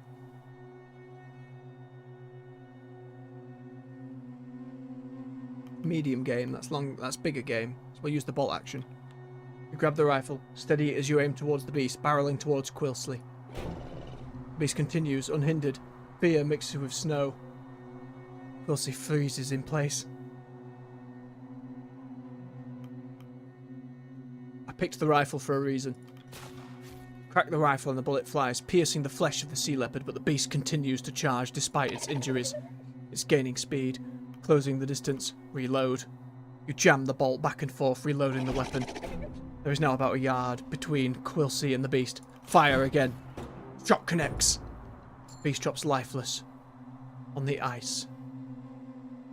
Woo! Inches from Quilsey, shaken but alive. Harvest it for food. Takes 2 dog sledding teams to drag the creature onto stable ice. After processing and packing the sea leopard's meat, a trove of undigested fish is found inside its stomach.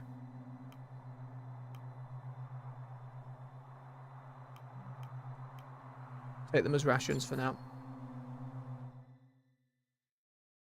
I got an achievement. That is Act 1. Week 12. 1 week at second camp.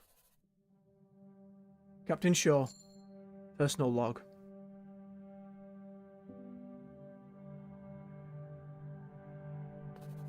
A new camp has been erected on the ice floe. Prospect of land is still far from here. Tracks were found in the snow. Frozen coat. Proof that if nothing else, Hunt and his group were able to survive beyond the boiler incident aboard the Temperance.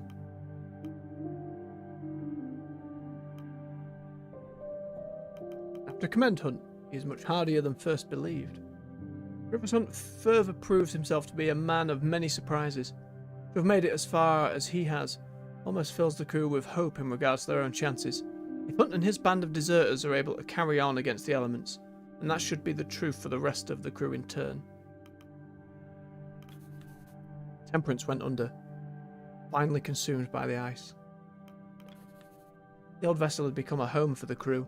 Even when trapped in the ice, it served as a constant presence, a monument of the world we travelled from, the world that was left behind. To see it go weighed heavily upon the crew. The crew were ambushed by a leopard seal whilst moving camp. It was fortunate that all managed to escape with their lives. We survived because we were prepared. It was quick thinking and the appropriate resources that won the day for the crew. That vigilance is to be kept up at all times, lest the crew meet with a true disaster. That leopard seal was but a warning of the dangers that rest on the ice. By all estimates, it appears that summer has arrived on the ice. A prime occasion for hunting, and a comparable respite from the truly freezing temperatures, the worst of which are yet to come. With the arrival of summer comes the promise of winter. The game telling me you need to stock up now, son. I must consult my crew. The navigator, Kurt Darling, carries the most experience in these intense, extreme conditions, and has seen the southernmost winters firsthand in his time. In turn, Chief Engineer Clive Hammond has a keen, focused eye on the crew's fuel supply. No two best understand what will be asked of the crew going forward. They must be consulted before a decision is reached. Get on with folks. The dogs have been on edge ever since that creature attacked. They prefer to be the hunters on the ice. Let's hope we never see a repeat of this situation. It was so big. Do you think there's another one out there? Probably.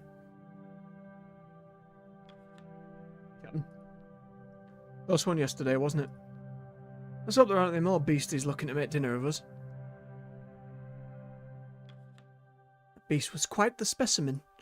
I wonder if we'll encounter another of its kind. It's seeming quite likely.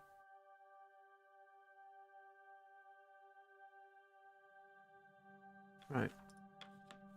Freezing but not frostbitten.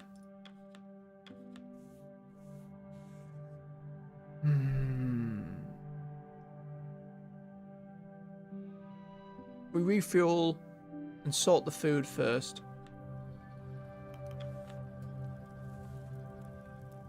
Whoa! Leopard seal is loads of food. We're running out of stuff for the furnace now.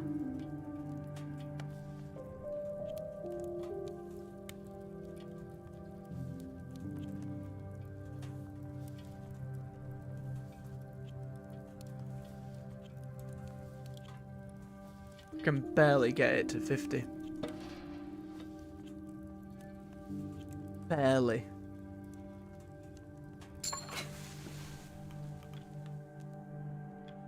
Food we're looking better on.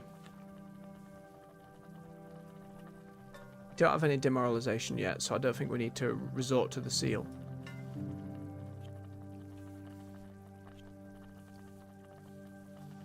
Get the smaller birds in first.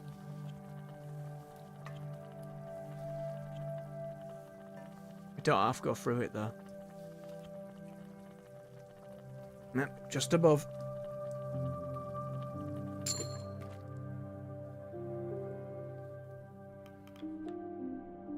No, let's take requests for the day.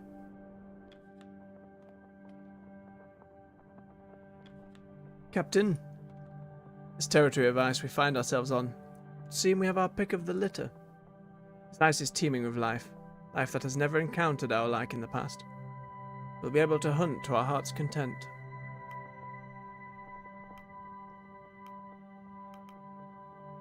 until we come across another leopard seal. Should be cautious. Indeed. We will not be able to stay here forever. Kurt has left me his assessment on the coming dangers. This ice is not stable. Put simply, we have the dead ice encroaching behind us, and the risk of a pressure ridge bubbling up and forming ahead of us.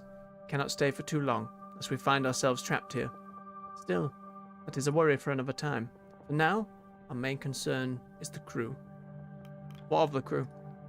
Your time as captain of this expedition has surpassed that of Captain Hunt. That is not the case in the eyes of all. Sailor loyalty runs deep in their veins. Take the Stoke brothers, for instance. They voted against you. They still speak of Hunt as the captain, and refuse that moniker on you. Every song that elder one plays on his accordion, their traditional songs of the sea folk, his loyalty to Hunt is clear as day. I would be careful around those two. All that is needed is one insubordinate with enough pull to lead the crew astray.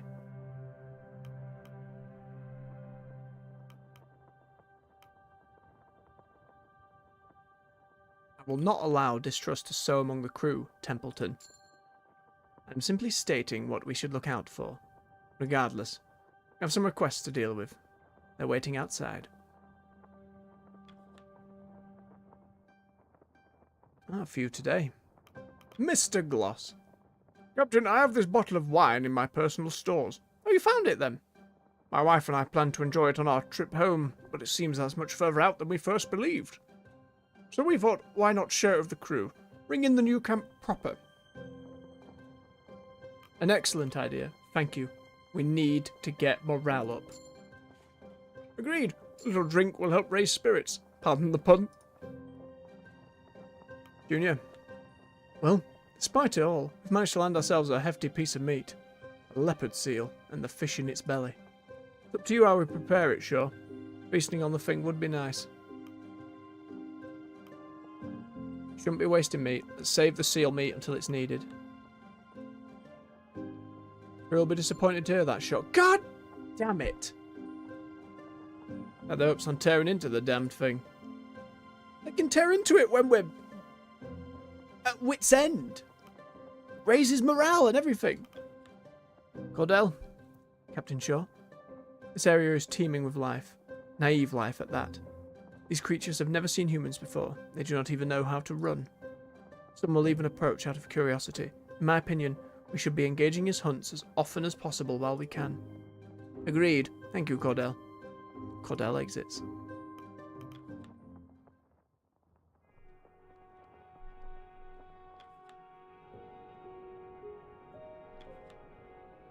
Are you just waking now? Couldn't sleep. Scared of another seal attack, eh? Aye. Well, at least you're honest about it. Right, let's try first to use our 2 engineers to stop folks freezing.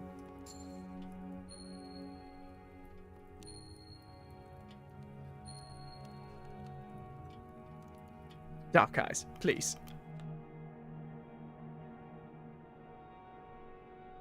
We've been allowing more puns. It's growing over time. I appreciate the sentiment, though. At the doggos. Right, how much fish do I have? 2. Burns a lot at the furnace. Oh. We have left old things behind.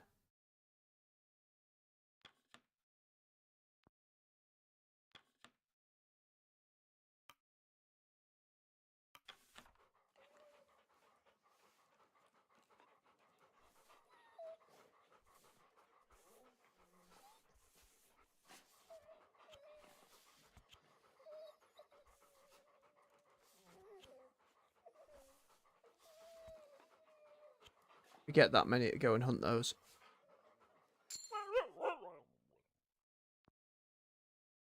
Okay, so they're like one-offs. Flick. Start us off. More penguins. Yorick. More penguins. And Quilsey. Even more penguins.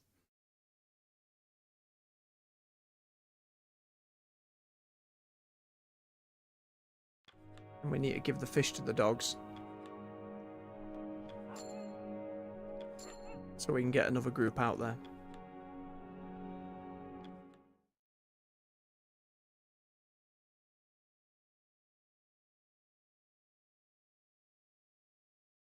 I thought these ones would be separate, but they seem to be their own thing. Not linked to gaining more resources here, so we'll go for the big ones. Right, 2 Johns, Tucker, and Timmy and Tashi. All of you, go get some penguin.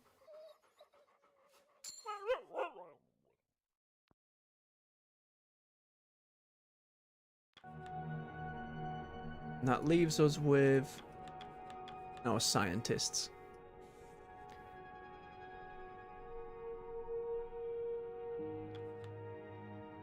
In which case, we'll get them to cook up the medicine.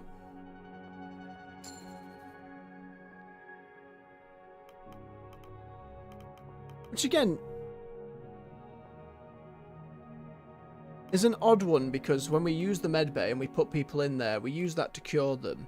But then it doesn't open up the medbay again, so that confuses me a little bit.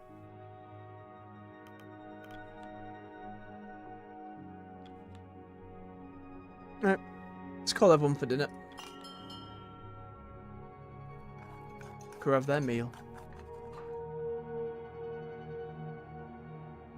Dinner is shared and stories are traded. Lost in thought. Our encounter with the wildlife has left me rather perturbed. We can only be thankful that none were harmed. Indeed. Captain, you needn't call me here so frequently. Receive your updates each day. You should focus on the crew, or your own rest. This is my rest time. My acquaintance, Mr. Templeton. Flattering. I do not deny that we are partners in this endeavour. I suppose the act of survival goes beyond a simple professional relationship. Grimly. Sure. Heard the photographer call my songs poetry earlier. Never thought about being a poet. I can't even write. Writing isn't a requirement. Poetry is oral too. I might as well sing at that point. Poets just lazy musicians. I guess a little mean, but I get where you're coming from. Come, Josephine, in my flying machine. Apologies. Tune has not left my head in weeks. At the very least, I have found a manner to calm the pack. Could make a request to Grimly. I'm sure he could learn the song. Perhaps. But no, I will not intrude upon their nightly entertainment. I'm certain it is not something the crew would much care for. Oh, Cordell, you've got to put yourself out there with everyone a little bit. We're going to be here a while. We've got, like, this times 2 to get to 35 weeks. That was definitely Joe's coat we found, wasn't it? You think they're all still out there? Wouldn't be surprised. One's tough for an old man. We don't know how long that jacket was there. Don't get your hopes up. Captain, tell them not to get carried away. We survived this long? Why couldn't they? Even Captain Shaw thinks so. Don't encourage them. Nah, that jacket means something. Could mean Joe froze to death. Well, don't you have a sunny disposition? I'm being realistic. Why did Grimly hate that? I thought he liked No, Grimly. Look a bit shaken, Chef. Worried about another attack from some beastie? Aye, more worried about one of them getting onto this boiler. If it's wrecked, we're done for. Think we should have overnight watch then? I'll handle that.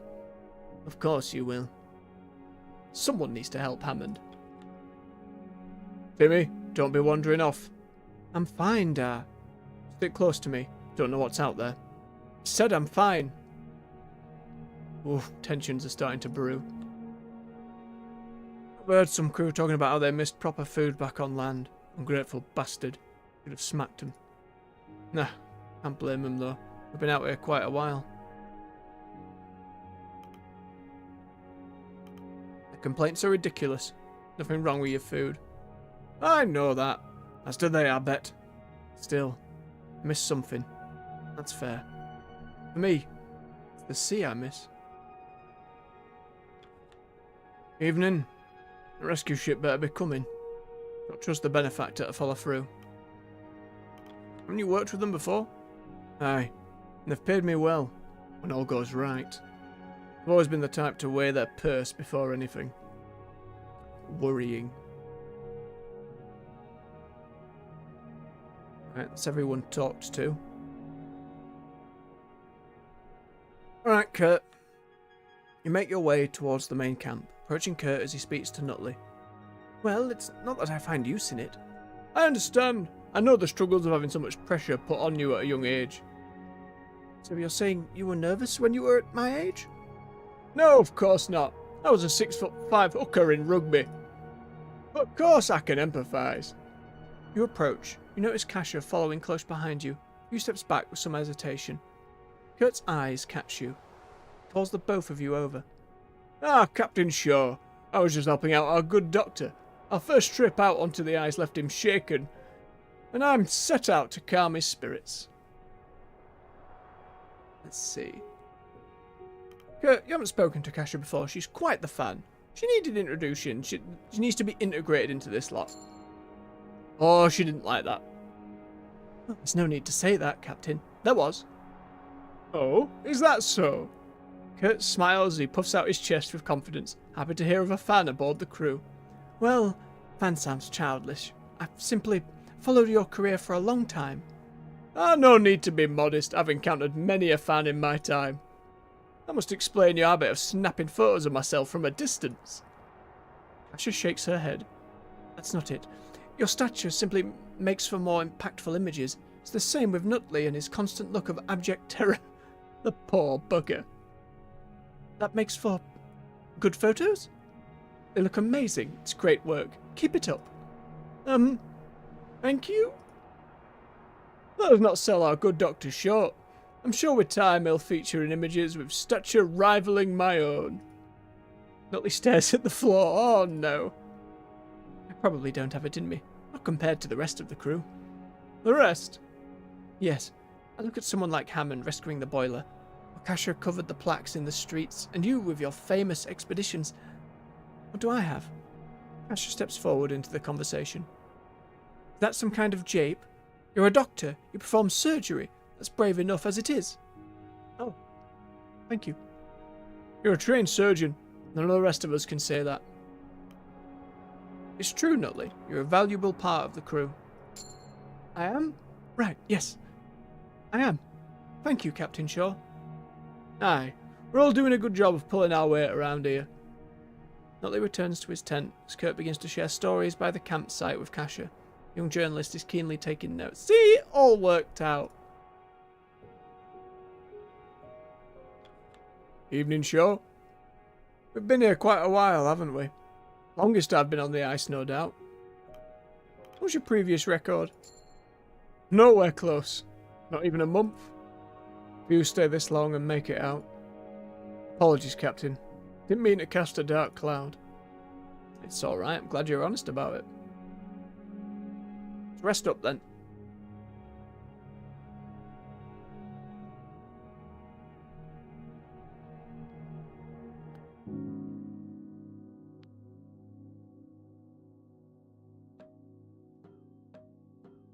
Oh.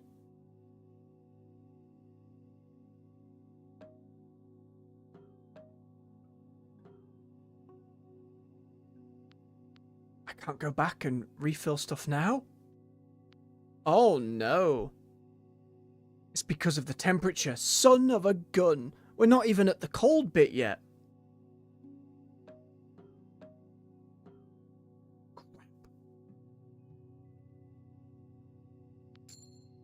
Noted. Seals. Penguins. Rested. Freezing. Freezing. Freezing. Freezing. Freezing.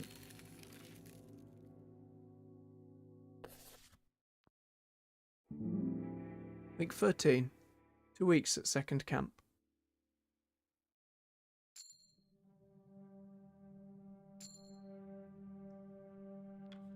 You approach Hammond at the boiler.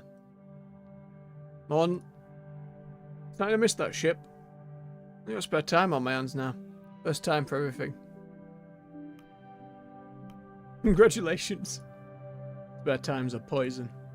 Got to avoid it when you can. Not an unwise sentiment. It can be.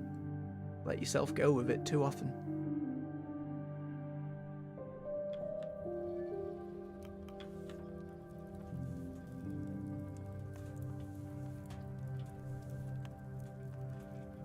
We're in bother now with the heat. Like we're genuinely in a lot of bother.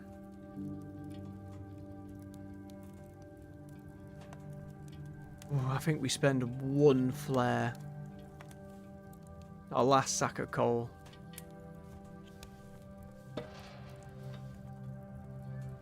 Which bugged out. Hang on.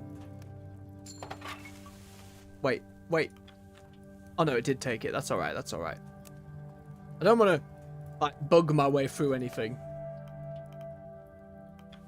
We'll get both the engineers to try and cure folks of freezing. 1, 2, 3. Not everyone.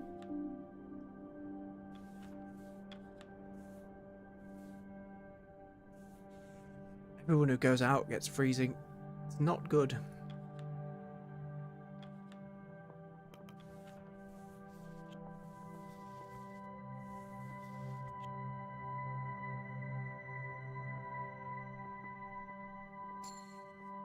So how many medical comforts do I have?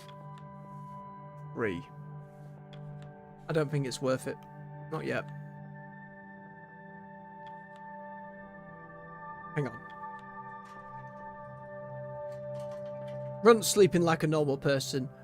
Who sleeps like that? Like Pharaoh in a tomb almost, like clasped to the front. I'm sure I'd be surprised. Alright, need to feed the pot.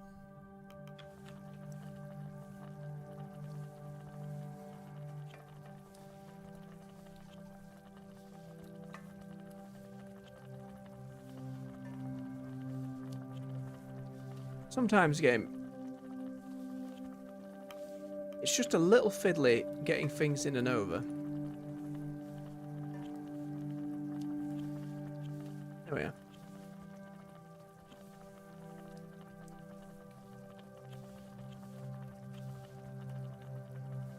Okay, we get that over the 50 mark.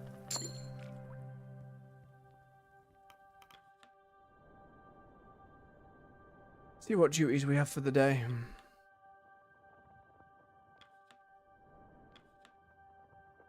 Oh, Hammond? I'm not accusing you of anything. Why do you keep launching questions at me? I told you on the ship, the engineering was impeccable. And why did we sink, Hammond? Why am I sentenced to the ice? I have more important things to be getting on with, Templeton. I just need to know what happened to the Temperance. Was it sabotage? They stop and turn to you. Captain, good of you to join us. Pardon me. Templeton were just interrogating me. Not an interrogation. We all have questions here, Mr. Hammond. You must have questions of your own, Hammond. Aye, too right, I bloody do. Sure not even know who the benefactor is. Templeton looks between the two of you and considers the moment. Scientist scans the room before moving to pick up a food tin from the corner. He lifts the tin and throws towards you. Apperton. The Apperton Tinning Company. Suspected there's been lots of hints. Tinned fresh peaches, consumed within 3 days of opening. They also did the tobacco. Are you serious? That's who's paying for this. We might die in the middle of fucking nowhere for a tin food company, sure. They have additional investments. I'm fairly sure we used to ship these in the Merchant Navy. It's no matter anyway. The money is good. It changes nothing about the mission.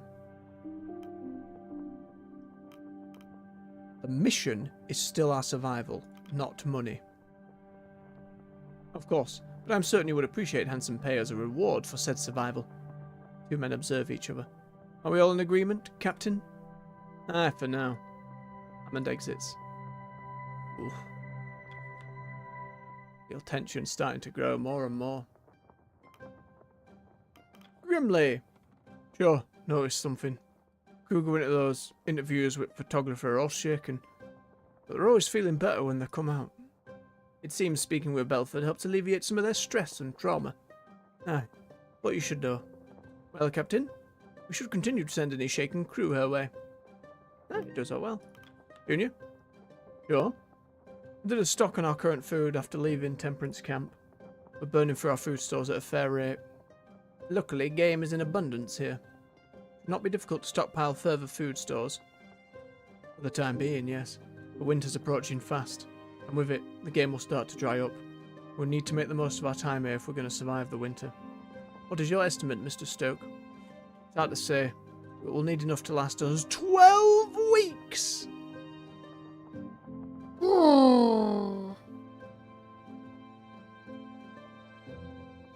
We have not been doing enough to make that. 12 weeks. And that's at a bare minimum, assuming the tightest rations possible during winter. Understood. Thank you, Junior. Junior exits. Captain, we have a great opportunity to increase our food stores by a considerable degree. But we must consider the encroaching winter. If we do not have enough to last the winter, survival is just not possible. Ah, Captain. This sunlight won't last forever, you know. No time like the present to play a game of rugby. A game with the crew? That's what you're suggesting. Why not? Keep spirits high and the blood pumping. An active crew's a healthy crew. Simple game always did wonders for my old expedition. Wonderful idea. I'm sure the crew will enjoy it. Ooh. They're in the med ward.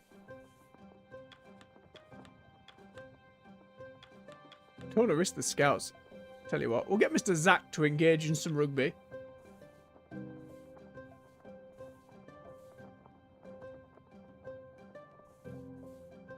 Man, I need all these people to go out on expeditions hunting. Runtstar. And then Mrs. Gloss. Mr. Gloss. And one of the scouts. Let's have Flick. Wonderful idea.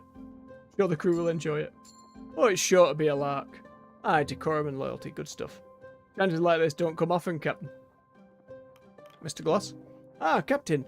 Pleased to say I have quite the headache this morning. We greatly appreciated the wine. It's only a shame we'll have to wait until we're back on land for more. Not excellent. The grand celebration of our return home is in order. Well, now we concern ourselves with getting home. Let's not celebrate early. Of course, of course. Still, a good time to be had.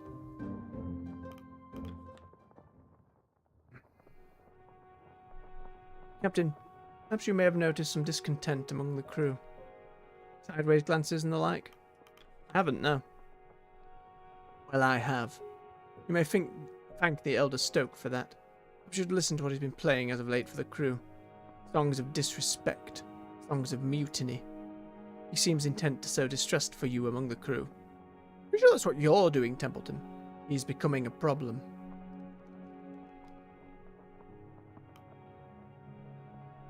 I feel I should make my peace with the man, somehow. I fear you will have a difficult time, Captain. Stoke seems to have dug in his heels. You'll need to find some way to appease him.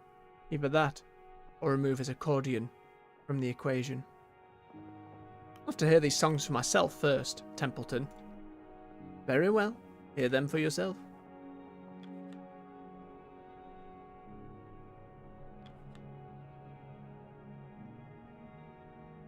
Life's better when you're not lugging equipment off the ship, don't you think?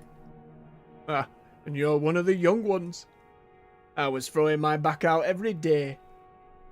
Some well-deserved refs coming our way. You think this is the end of our work, you've another thing coming.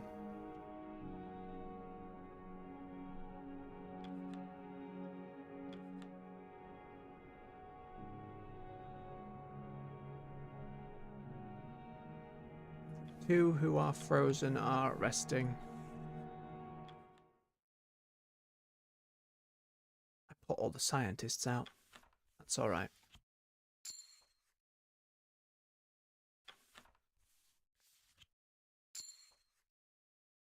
Okay, let's double fish. How many fish have I got in? None. So we want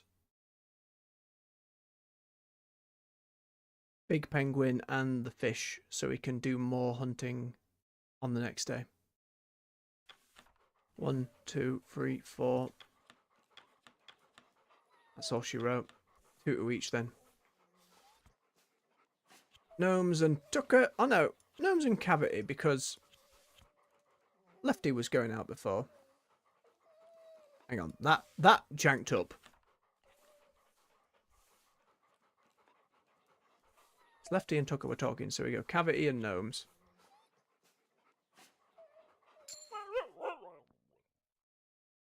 And then for the fish, Tucker and Lefty.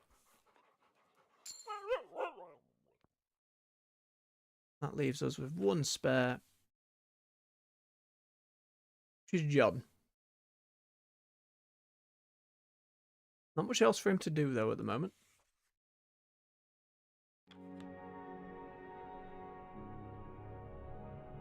Alright, let's call folks in for food. We're all sorted elsewhere. I can't burn more fuel. We've sod all left as it is. It's getting pretty worrying. I'll look down there at Templeton trying not to give food to the dock. Grab their meal. Dinner is shared, stories are traded. Enough time has passed. Our benefactor may have realised that a disaster has occurred. I've known our benefactor for quite some time. Rest assured, they will not be giving up on this expedition. Let's hope not. I hope Ride's on that rescue ship. We can trust them to send rescue. Responsibility on our end lies on surviving long enough to see it. Have you ever attended the theatre, Captain? It is a luxury I have not indulged in quite some time. Good 10 years at least. I've seen a few plays in my time, yeah. It is good to know. Perhaps we can trade experiences at some time. Enjoying the craft of the theatre. It is quite the escape, Captain. Shame that it is a luxury we cannot carry with us on the ice. Sure, do you look at me as an old man? Don't mistake me, I know I'm getting up there in years. I'm a father, not a grandfather. You're perfectly capable if that's what you're asking. In a way, yes. I suppose there's more pressing than the grey hairs. It's alright, Robin. I don't mind being seen as the old man. Just as long as I'm not the useless old man. Roommate just asked me if the dogs could serve as emergency fuel. I don't think they were serious. I had a bloody good laugh imagining the kennel master's face if we suggested it. Sure, you tell Cordell. I'll watch. Cash will work on your obituary. Ah, you're a funny one now, are you? Pretty sure it's the captain's job to pass on that message. You should try it. Nope, under no circumstances. Alright, grimly. Bury the hatchet. You notice sailors are still seated around the campfire, listening with rapt attention as Grimly plays on his accordion. As he continues to play, the crew join in on the song.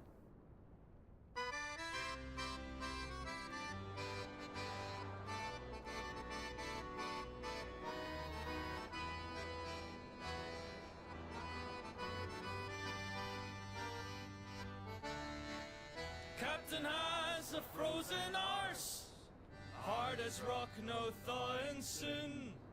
Never tells which way is south. They're all more Irish than I thought. Tells their arse from mouth. They never had a notion for taking our command. Send us to the hells for biscuits. We eat out of their hands.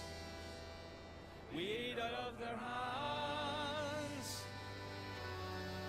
Captain Hunt could take a ship further than his fingertip. Captain Shaw can't move a pace. What a waste of hauling space. They never had a notion for command. Send us to the hells for biscuits we eat out of their hands. We eat out of their hands.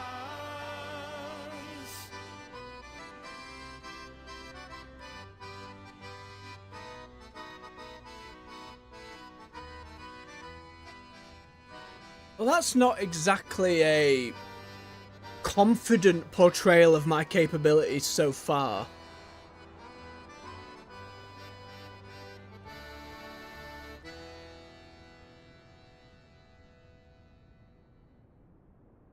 I'm certainly not smashing the accordion, but it feels a little too flippant to laugh it off like that.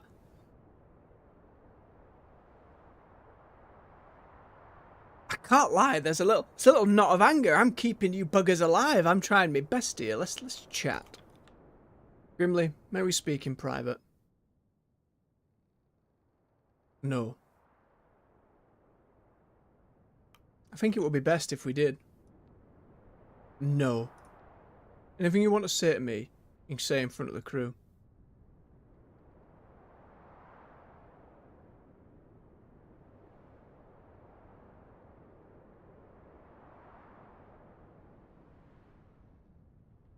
Oh man.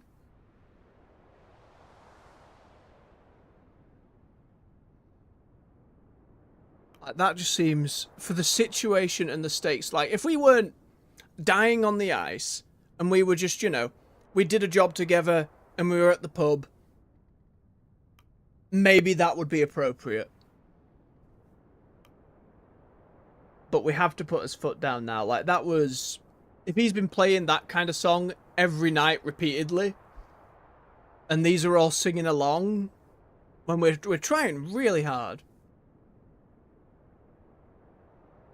I'm going to tell you once, do not play another song like that again. Or what? What'll happen? Whatever issue you have with me, we must stay professional, for the sake of the crew, at least. You walk up to me with all that thunder, then you back down. Fine. You're a pretender. I've said it before, and I'll sing it again. Alright, let's just calm down. No need coming to blows over this. Crowd disperses as the crew return to their business. Son of a gun! You know, I used to be much taller than Grimly when we were growing up. Would piss him off somewhat fierce being the older brother. Even Ump would poke fun. Don't know why I'm remembering that now.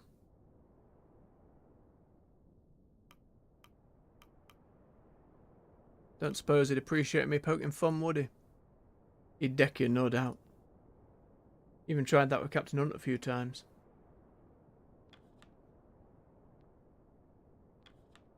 Shouldn't it be with your father, lad? I'm grown enough. Thought the same at your age. Aye, a long time ago. Consider yourself lucky someone's taking care of you, lad. It's good to have some music with your dinner, is it not? I suppose we should take what is given to us. I intended to bring a phonograph. There was no space among my equipment. A shame. I quite enjoy what we have now.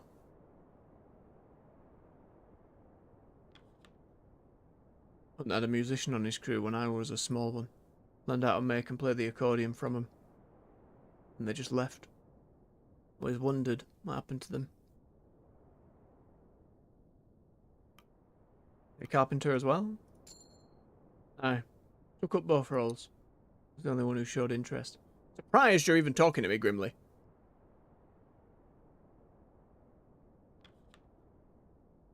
Captain, I never thought I'd say it. I'm starting to miss being on proper land.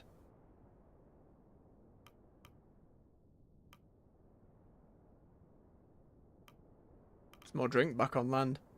Nah, it does have that going for it. A lot of bad memories back on land.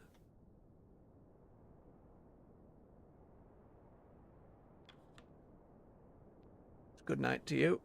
That's good night to you. Captain, you have any children of your own? No, none. Didn't think so. Most of the crew don't know what it's like. Just that cold wind now.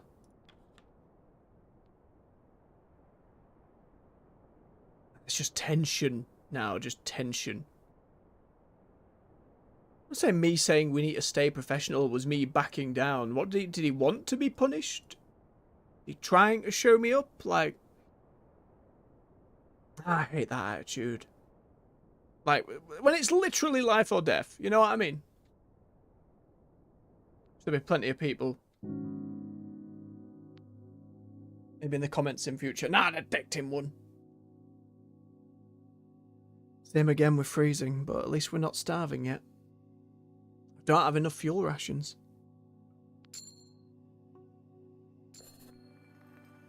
3 penguins, 2 fish. Dog's arrested. Cat he's freezing. Gnomes is freezing. Tucker's freezing. Lefty's freezing. Oh, Tashy's no longer freezing. And neither is Runt. Well, you're going to be freezing when I send you back out. Gnomes is freezing. Again.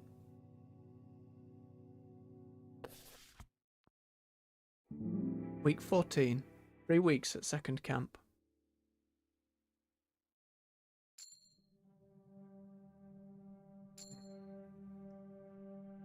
See what folks have to say. I think we'll do another week. What we call it for the night. You know, Richard, I much prefer a hearty dinner or wild game to what we had before. Never could stomach those tinned rations, least of all the peaches. Is that so? I admit, I might be a little biased. Where I'm from, you could get fresh peaches by the bundle, right off the tree. Bite into one of those, it takes me right back to my childhood. Yes, peaches are native to your home island, as I understand. Apperton didn't quite do the flavours justice when they decided you should all have them. It's all too processed, I say. The concessions have to be made in order to encourage further production. Are you sure there is an issue with the flavour? Or do you simply prefer to live off the land? You know, it may just be that. I admit, there's a certain satisfaction in gathering your meal yourself. It's how we all did it hundreds of years back. Thankfully, those days are long behind us. Anyway, I must attend to the day's requests.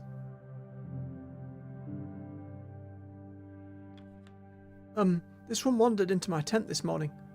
Come along, Pascal. Don't bother the doctor. Did he get into your stores by any chance? No, he just woke me from my sleeping bag. He was licking my face. A friendly one. No need to be frightened, Doctor. I'm not. Of course. Morning, Captain. Think I'm going to miss the summer when it leaves us. Never took you for a summer man, Hammond. I'm not. Winter means colder. Colder means having to waste more fuel on this bloody thing. Not looking forward to that, let me tell you.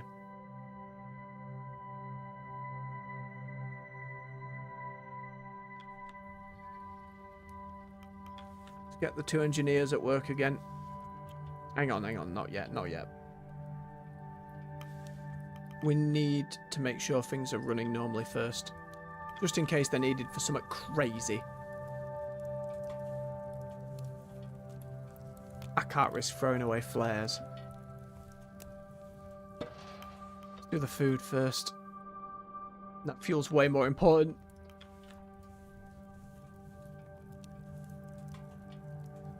Get rid of one of the ale kegs.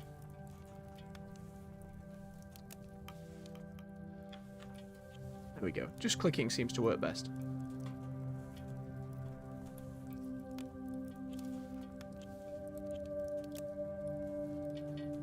Goes half the damn dinner.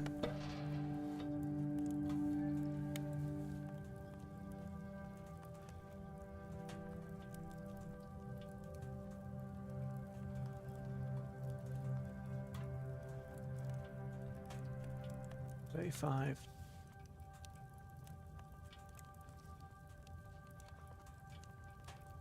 Jesus.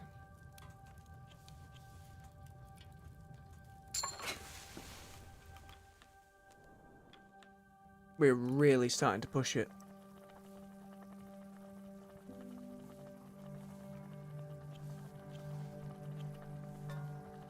Bloody hell, we're eating the damn thing now.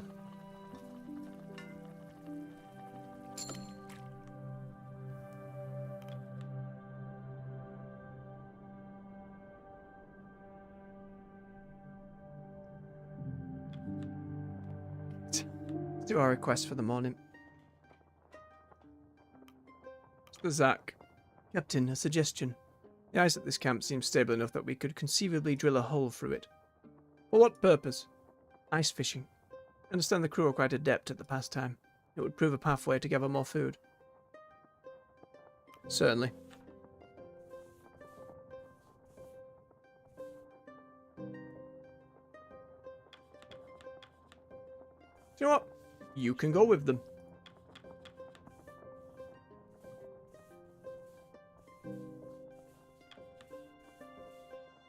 Need someone who's ice savvy. Yeah, run start, go with them. Certainly, I'll assign to and crew to that matter. Thank you, Captain. I'll direct them in their duties. Perhaps we will catch something worth our while. Bloody hope so. Captain, Kurt's game of rugby was a rousing success. Everyone was eager to get involved. Even yourself, Doctor. You don't seem the sort.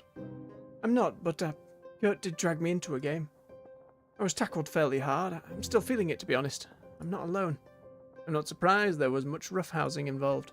Still, everyone had a great time, despite the multitude of aches and pains. If you'll excuse me, I need to lie down now. Captain, I've been thinking. What is it, young man? Well, I'm not a very good sailor. I'm small and I'm not very strong. Well, we're sorry to hear that, Templeton. I still want to help.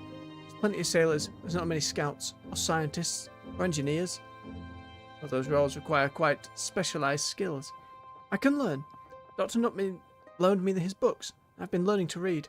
I can still help, just a little. But learning a doctorate is out of the question in this scenario. Training isn't out of the question. If you're diligent, I suppose you can be taught some of the basics. Have to lend a hand, at least.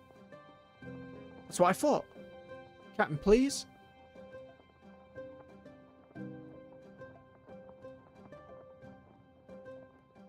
He's learning to read and shows an interest in it, because he talked to his dad about medicine earlier, actually. And if that opens up, gameplay-wise, if that opens up a slot in the med bay, that's excellent. Make your way to Nutley. From now on, you're his assistant. Okay, I will. Thank you, Captain. Dr. Nutley is already lacking in proper experience, but he knows his theory. Job, Templeton. Perhaps a spare pair of hands is exactly what the doctor needs. Lieutenant Runt has given the camp a maximum doctor slot. Yes! Curtin Hammond. I'm telling you, you're jumping the gun here. And I'm telling you, you're out of your bloody mind. Gentlemen, what seems to be the issue here? Apologies for bursting in like this, but winter's on its way. We need to hunker down as soon as possible. We want to survive the cold. We want the camp to be set up for the winter in 2 weeks. And you disagree with this, Kurt? You want protection from the elements, I understand, but I know just how long the winter can last. If we haven't stockpiled enough food, we'll starve to death waiting for the weather to clear. So you would suggest a longer hunting period? Much longer. 5 weeks if we can. 5 bloody weeks! Winter will have hit by then. Are you mad? We have enough to live off. 2 weeks is all we need. I'm sorry, have you been on the ice before? You talk like you have. Don't need experience to have common bloody sense, do I? Men, calm down. There's no need to turn this agreement personal. Captain, your thoughts?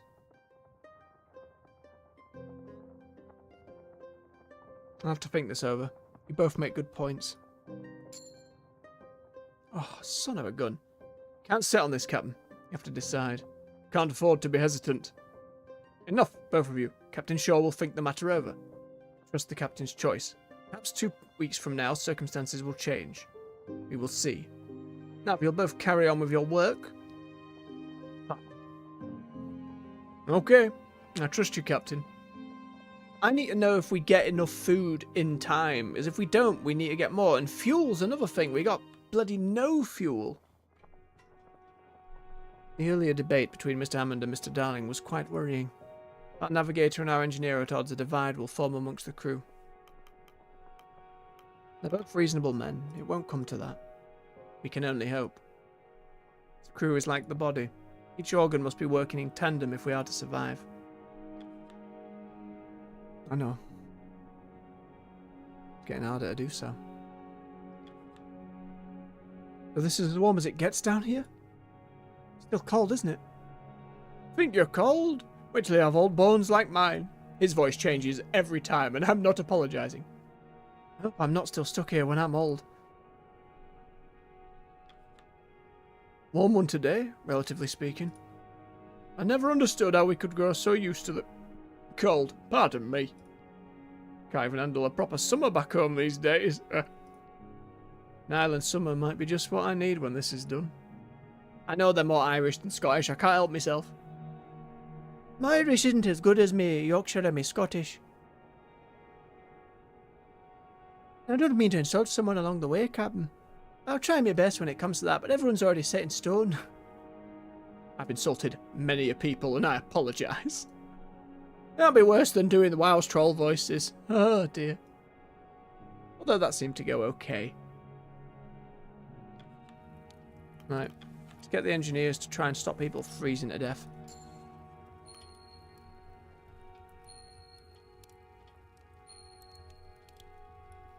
3 or 4's good.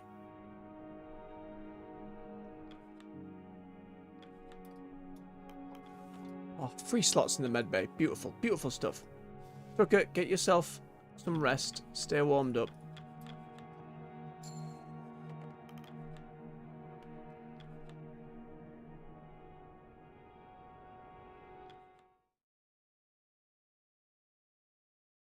Desperately need food. The penguins. Big seal. We need big seal. Large game is dangerous. How many are assigned? Crewmate will be wounded. I'm not sending June out for that. Has she? 2 Johns. The toughest buggers, as far as I can tell.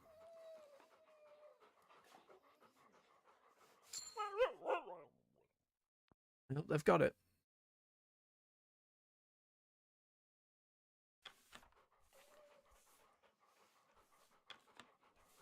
Get Mr. Gloss. Another 2.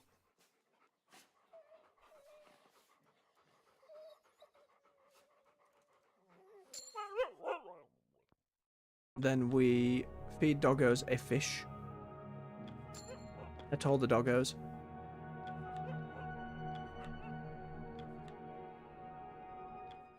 We send others out to grab some fish. Doom and Mrs. Gloss. Pardon me. You get us some fish. So we can keep pushing.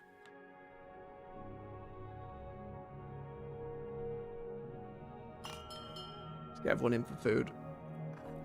Grab their meal.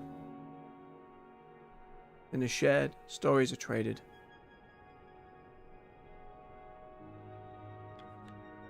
I've been thinking, sure. This expedition is indeed the end of the line for Kurt Darling. I wonder how they'll speak of me when I fail to return. What will the newspapers say? They'll herald your return and nothing more. Don't you lose faith on me, Kurt. Ever the optimist, Captain. Suppose I should think the same.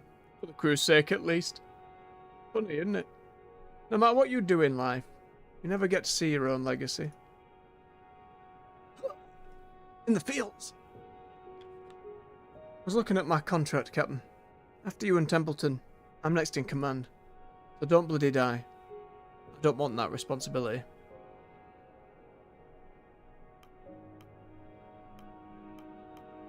You than Templeton, I say.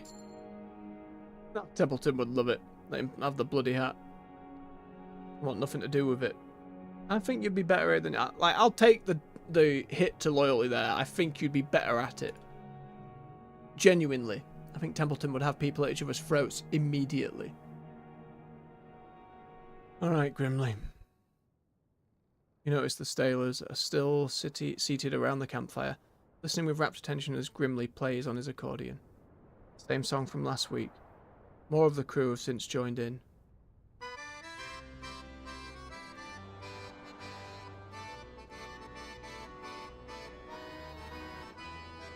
Oh, go on then. Templeton approaches, speaking to you in a hushed tone. Captain, do you hear this? It's gone on long enough. Don't you think? Hard as rock, no thawing soon. never tells which way is south. Hardly tells their arse from mouth. They never had a notion for taking our command. Send us to the hells for biscuits. Eat out of the hands. I'm a little behind, but it's alright. Weed out of the hands. Much better singing voices than me. Hunt could take a ship further than his fingertip. Captain Shaw can't move the pace. What a waste of hull in space. They never had a notion for taking our command. Send us to the hells for biscuits. Weed at the hands. Weed out of the hands. Man, the engineers are in here now. The scouts are all in here now. The science team's got a couple in here. It unites the crew, at least. Against you. Is that what you want? It will continue until you put a stop to it. Your leadership is in question. You have to act.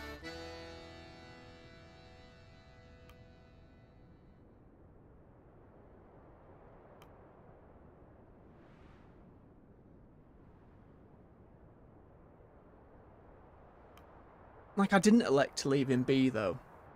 I asked him to stop. I'll speak with him.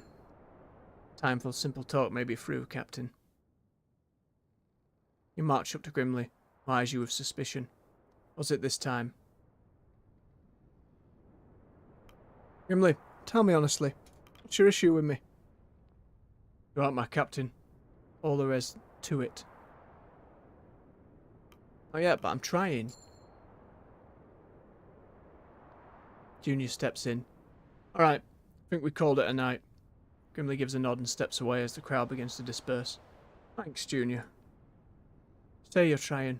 I'd like to believe you, Shaw. I think Grimley would too. I'll have a talk with Grimley. We'll ease up on the music a little. As long as you keep things steady. Won't let you off the hook for anything. I can only assume that's because Junior is somewhat on side. But yeah, look at that. No loyalty from Hammond. Oh, God. Grimley. I've got more loyalty with Grimley than I do Hammond. Glad Junior's with us, though. Templeton's with us. Kurt's with us. Cordell is almost with us. Arthur is. Kasha is. And me. Oh. I've noticed old Kurt has been butting heads with the engineer lately. Not surprised. Mr. Hammond has butted heads with just about everyone so far. That bold man ought to be careful who he speaks to. It's fortunate Kurt is so patient. Let's be fair. Kurt can be as stubborn at the rest of times. Starting to miss the browbeating heat. Calling this summer feels like a joke. Bundle up more, old man. It'll only get colder from here. I see the chief's got into a bit of a spat with Mr. Darling. Aye. Hammond's brilliant, but he's adamant to make everything harder on himself. Not that Darling is any better. It's a fair point, you two. My favourite crew members, Lady Cordell. Tired. They need their rest. I won't disturb them then. You know, you should treat them more often. They receive all the treats they need, I assure you. Captain, something occurs to me. I know startlingly little of your life. You've invited me here several times now, and I've given little thought into asking about your own affairs. Staggering lack of etiquette, wouldn't you agree? I don't care much for etiquette. I haven't been offended. I suppose one wouldn't expect the Kennel Master to concern himself with such matters to begin with. Hey! I'll take her loyalty, absolutely. Rest assured, I will not be tying myself to the matter of etiquette in the future. You are Captain Shaw. That is all I need to know. Aye, good night, Cordell. Ooh. Oh, are you ice fishing? Yes. Are you interested? My father would take me fishing quite often. I have some experience. Of course, it's a different story on the ice. Feel free to take the reins, Doctor. Oh, thank you. Perhaps it's a bit later. Kurt needs his rest. Amma needs his rest. On a ship with Grimley and Hunt. To be honest, that's all I've ever known. Half my earliest memories are of that. When this is over, I'm not sure what to do. You and Grimley can carry on. It isn't the end for you. It's the end of something. That's what matters. God damn it, Junior! I'm not going back to the same comforts after this. Days are over now. I knew ahead of time. That seems unnecessarily ominous. Not planning on killing me, are you? We've been out here too long. Miss the sea. Just don't feel right on solid ice. Captain Hunt would tell me to suck it up if he were here.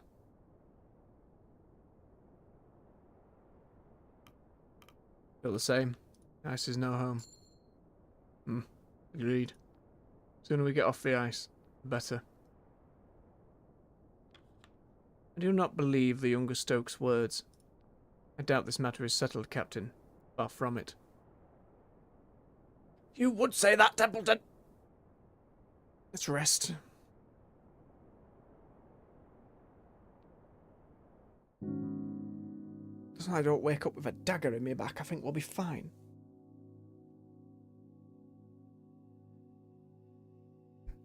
I think we have to use less fuel rations.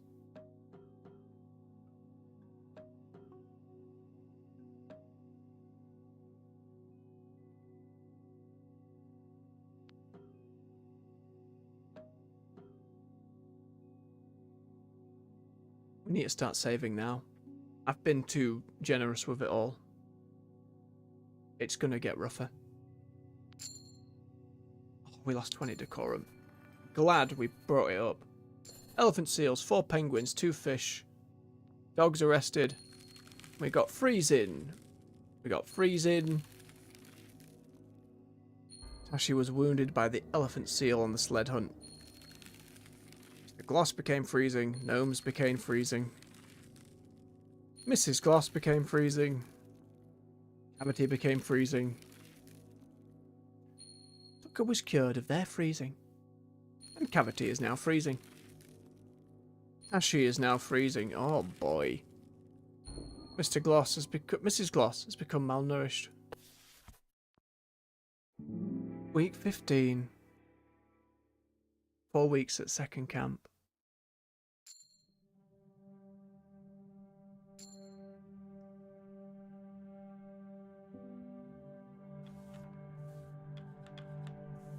He needs help. Who's worse than freezing? Do we have anything that cures malnourished? No, we can cure scurvy, not malnourished. That Kurt doesn't know what he's on about. Lost in his own little world he is. I think he's still 30 years ago. Man begged and pleaded to even be here just to feel important. Kurt, do I seem afraid? Of the sled dogs, that is. Well, are you? No. You ever owned a dog as a pet? No, my family does own several cats. Ah, be more afraid of those clawed beasties before I feared a little pup. I suppose you're right. I want to do another night. Doggos. Hey up. Penguins? A small group of emperor penguins have waddled near to the camp. You notice Mr. and Mrs. Gloss studying them closely. Look, dear. Attempt of... Aptenodrites. Aptenodrites? How extraordinary. Astounding. This must be the first sighting of their rookery. Yes, but food.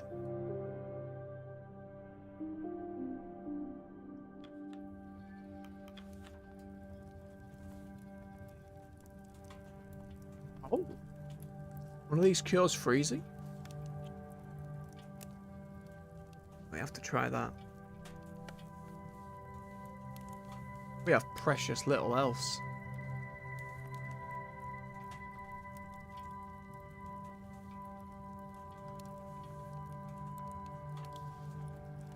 Slap one of the fish in there.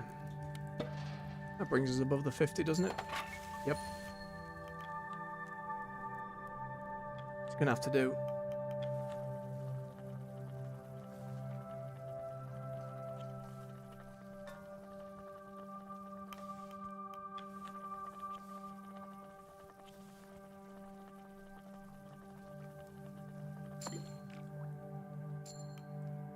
Oh, we should have done the hooch pot first because as people were freezing, it added to it.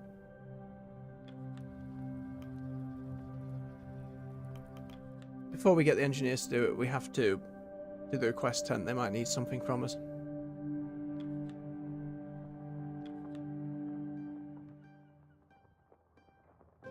An Emperor Penguin waddles into the tent. Templeton looks to you, confused. Captain? He watches you carefully. Another one. No! Templeton looks unamused. Ridiculous. He watches you carefully. It waddles in. I like how they all had a different squawk. Templeton looks at the bird begrudgingly. You. Okay. Mr. Zack.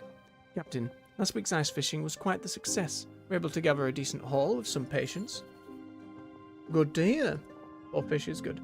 Thank you for providing the manpower. Some extra rations will certainly come in handy. It will. Mr. Gloss? Captain, a truly urgent request. Well, perhaps not urgent, but, well, when inspiration strikes. Collect yourself, Mr. Gloss. Right, well, this is the perfect opportunity to write up a proper study on the birds of this region. I ask that some of the science team be allowed this week to write up our findings. At my risk of losing the opportunity to harvest as many of them for resources as we had. The science team I don't tend to send on hunts. Go ahead. I can't send all 3 of you. You're freezing as well. Crap.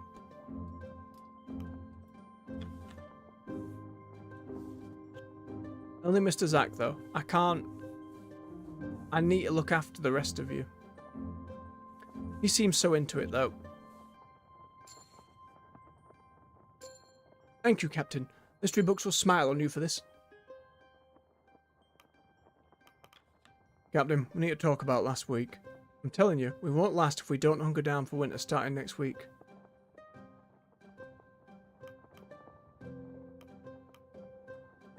Consider it, Hammond. Good. Don't be listening to that washed-up old fool. I know how much food we need. Captain, that Hammond is quite the temper on him. He's one to dig his heels in at any opportunity. We have enough time before winter. We should focus on hunting. I've been thinking it over, so I feel I should state my case one more time.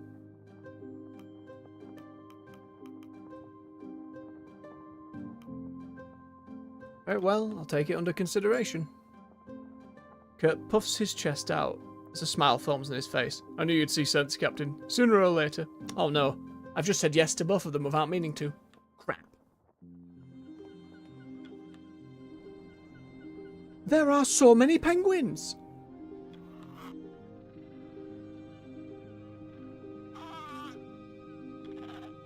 It's still squawking. It's still squawking. Baby penguin sneeze. Still sneezing. Achoo. More sneezes. How many of these did they set up? Long penguin's call. Still calling. We need to kill and eat all of these penguins. It's gonna be a massacre. Calm, Stanbury. They're just curious of our presence here. Bless him. We need to eat all of these penguins. I don't see any other choice.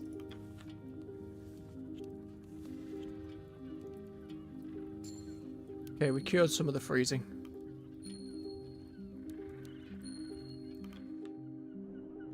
Some. You notice a penguin has made its way into the medical tent. No, you stay out of there. Ah, new patient. This one's more ornery than the rest of the crew. It's pecking at my medical bag. I'm sorry, but you can't have what's in here. Did you just apologise to the bird?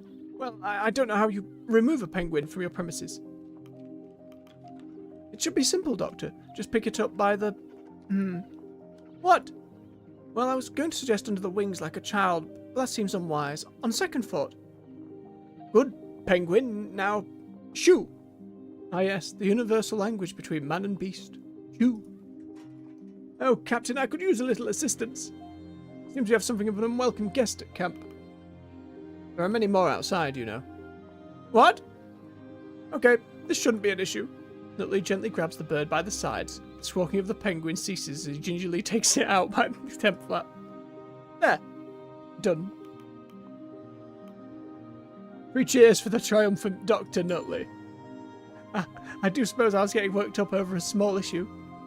It's normal on the ice. But excuse me, I'm going to grab as many shots of the colony as I can before they're gone. If I tempt us another vicious bag-pecking intruder, let me know. I think, though... Oh, we can cure all 3 of them because, yes, because we have Runt assisting. If we slaughter all of the penguins, yeah, that's going to create a huge amount of, like, blood in the air. And some predator's going to smell it. And we're going to get hit by, like, another sea lion or something worse.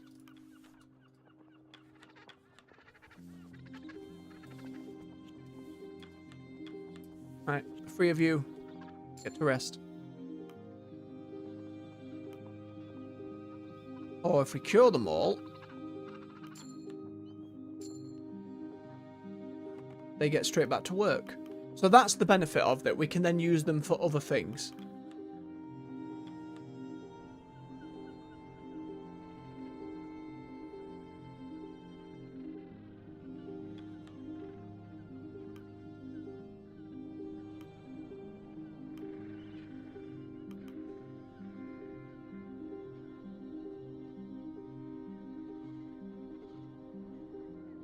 If we hunt the whole lot, it's going to draw something bigger. That is my worry. We desperately need the food. I'll do a team.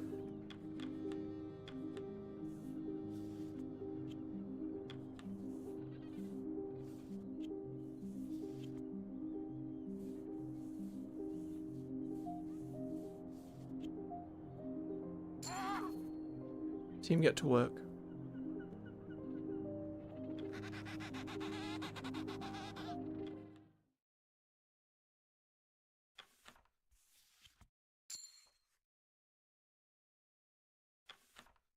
Oh, the scientists are goddamn busy.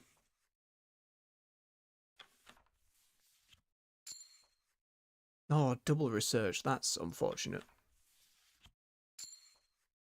Bigger penguins.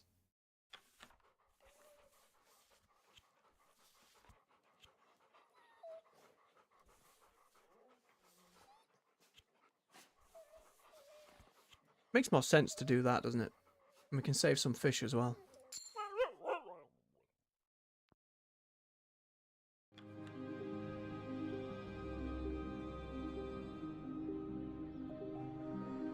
Alright, let's call everyone for dinner. Have their meal. Shared, stories are traded. Penguin colony moves on. Bloodbath. Those 2 were bickering again over dinner. Hammond and Kurt, both of them are talking shite. Someone should talk to them.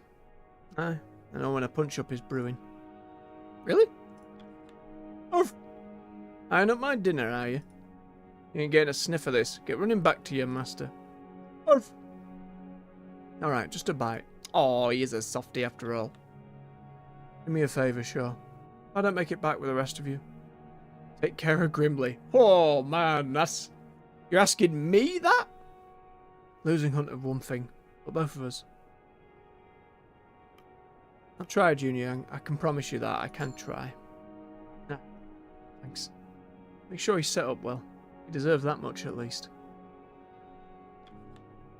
See you for breakfast. I was thinking, if I die, crew's fucked. My work would be wasted if I end up going under.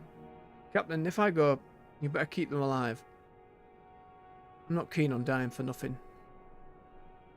I'm going to keep everyone alive. That includes you. Aye, nice to think that.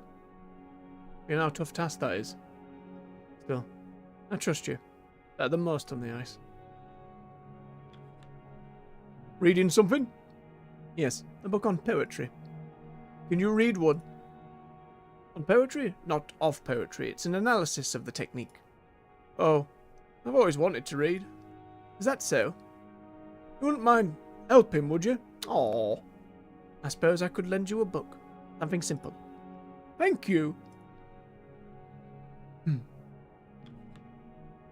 Seems Kurt and the Mole Man are still going at it. Not surprised. The chief doesn't bend in disagreements. Maybe he should.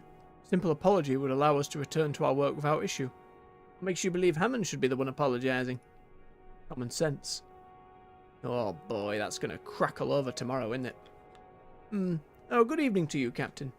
Apologies for the distraction. I was enjoying a textbook. I would have thought you'd read everything in your collection by now. I have. It's not my first peruse of this particular text. Those are the first textbooks I ever read when entering the field of botany. I'm more than familiar with it, front to back. Still, it's more than beneficial to reacquaint myself with my field of expertise, particularly when I have spent such time now removed from it. Do you study botany as a study? A fascination with a class of life form that predates us by millennia, will survive us by millennia. You know why plant life interests me to this degree, Captain. Enlighten me. A plant's primary goal is to ensure the continual survival of their species, yet the plant is stationary, vulnerable. What I find truly impressive is how they have developed to take advantage of their circumstance. They take advantage of the actions of others to ensure their own existence. Take your average apple tree, for example. Birds come, they feast upon the fruit, and the seeds stored within scatter to the ground, ensuring another will grow. Quite ingenious as a system, is it not? A form of life so seemingly simple has outsmarted just about every other species that would otherwise cause it harm.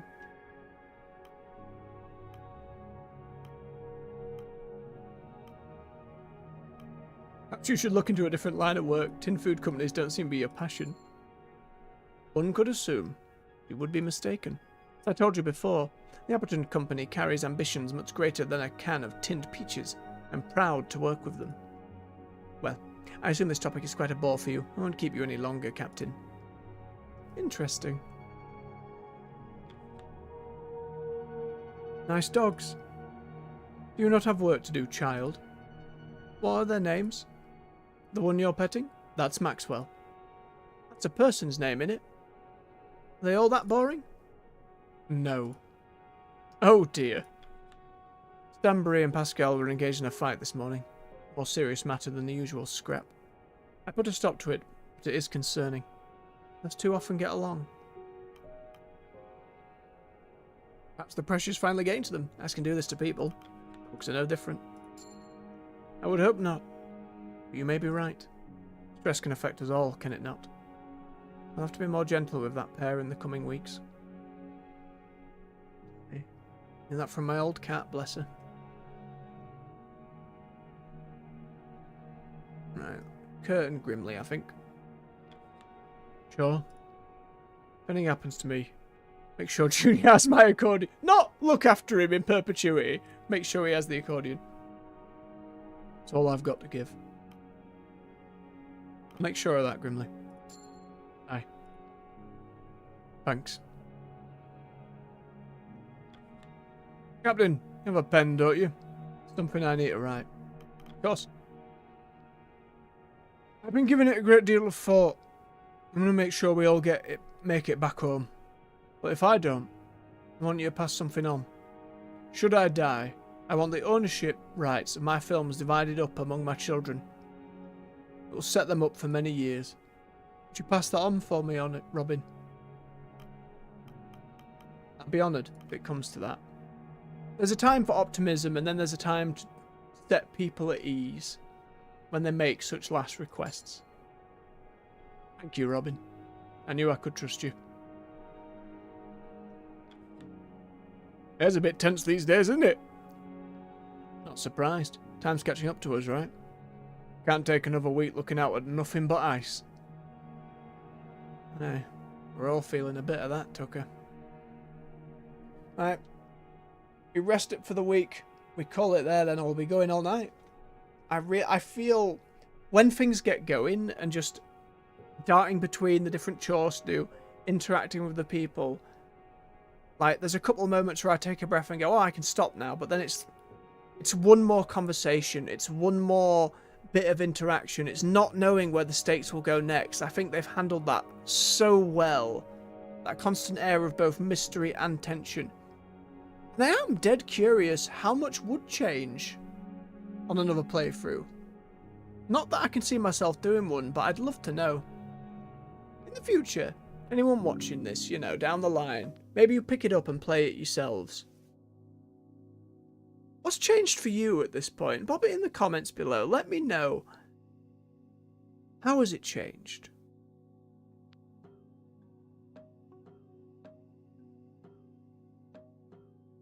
Got sod all fuel.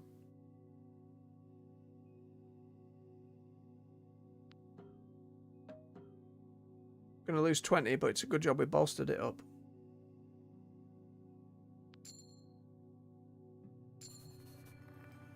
Five penguins.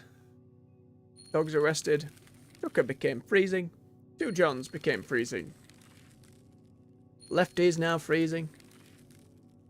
Mr. Zach now freezing.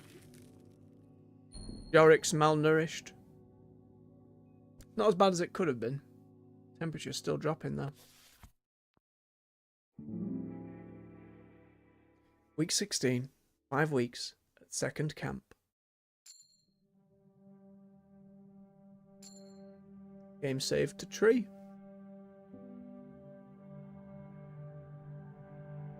Oh, straight up into the captain's tent tomorrow. Alright then. Well, I think with that, folks, thank you very much for watching. For those live or those who will watch later, cheers for giving me your time. If you enjoyed yourselves, hit that like button. Get our content around to more folks. Subscribe for more content on the channel, where weekday mornings with World of Warcraft, play other games on an evening. We could be continuing on with the Pale Beyond. Maybe a couple more indie games we can squeeze in before the end of October, but the next Dragon Age is on the horizon. Until next time, folks, much love, take care,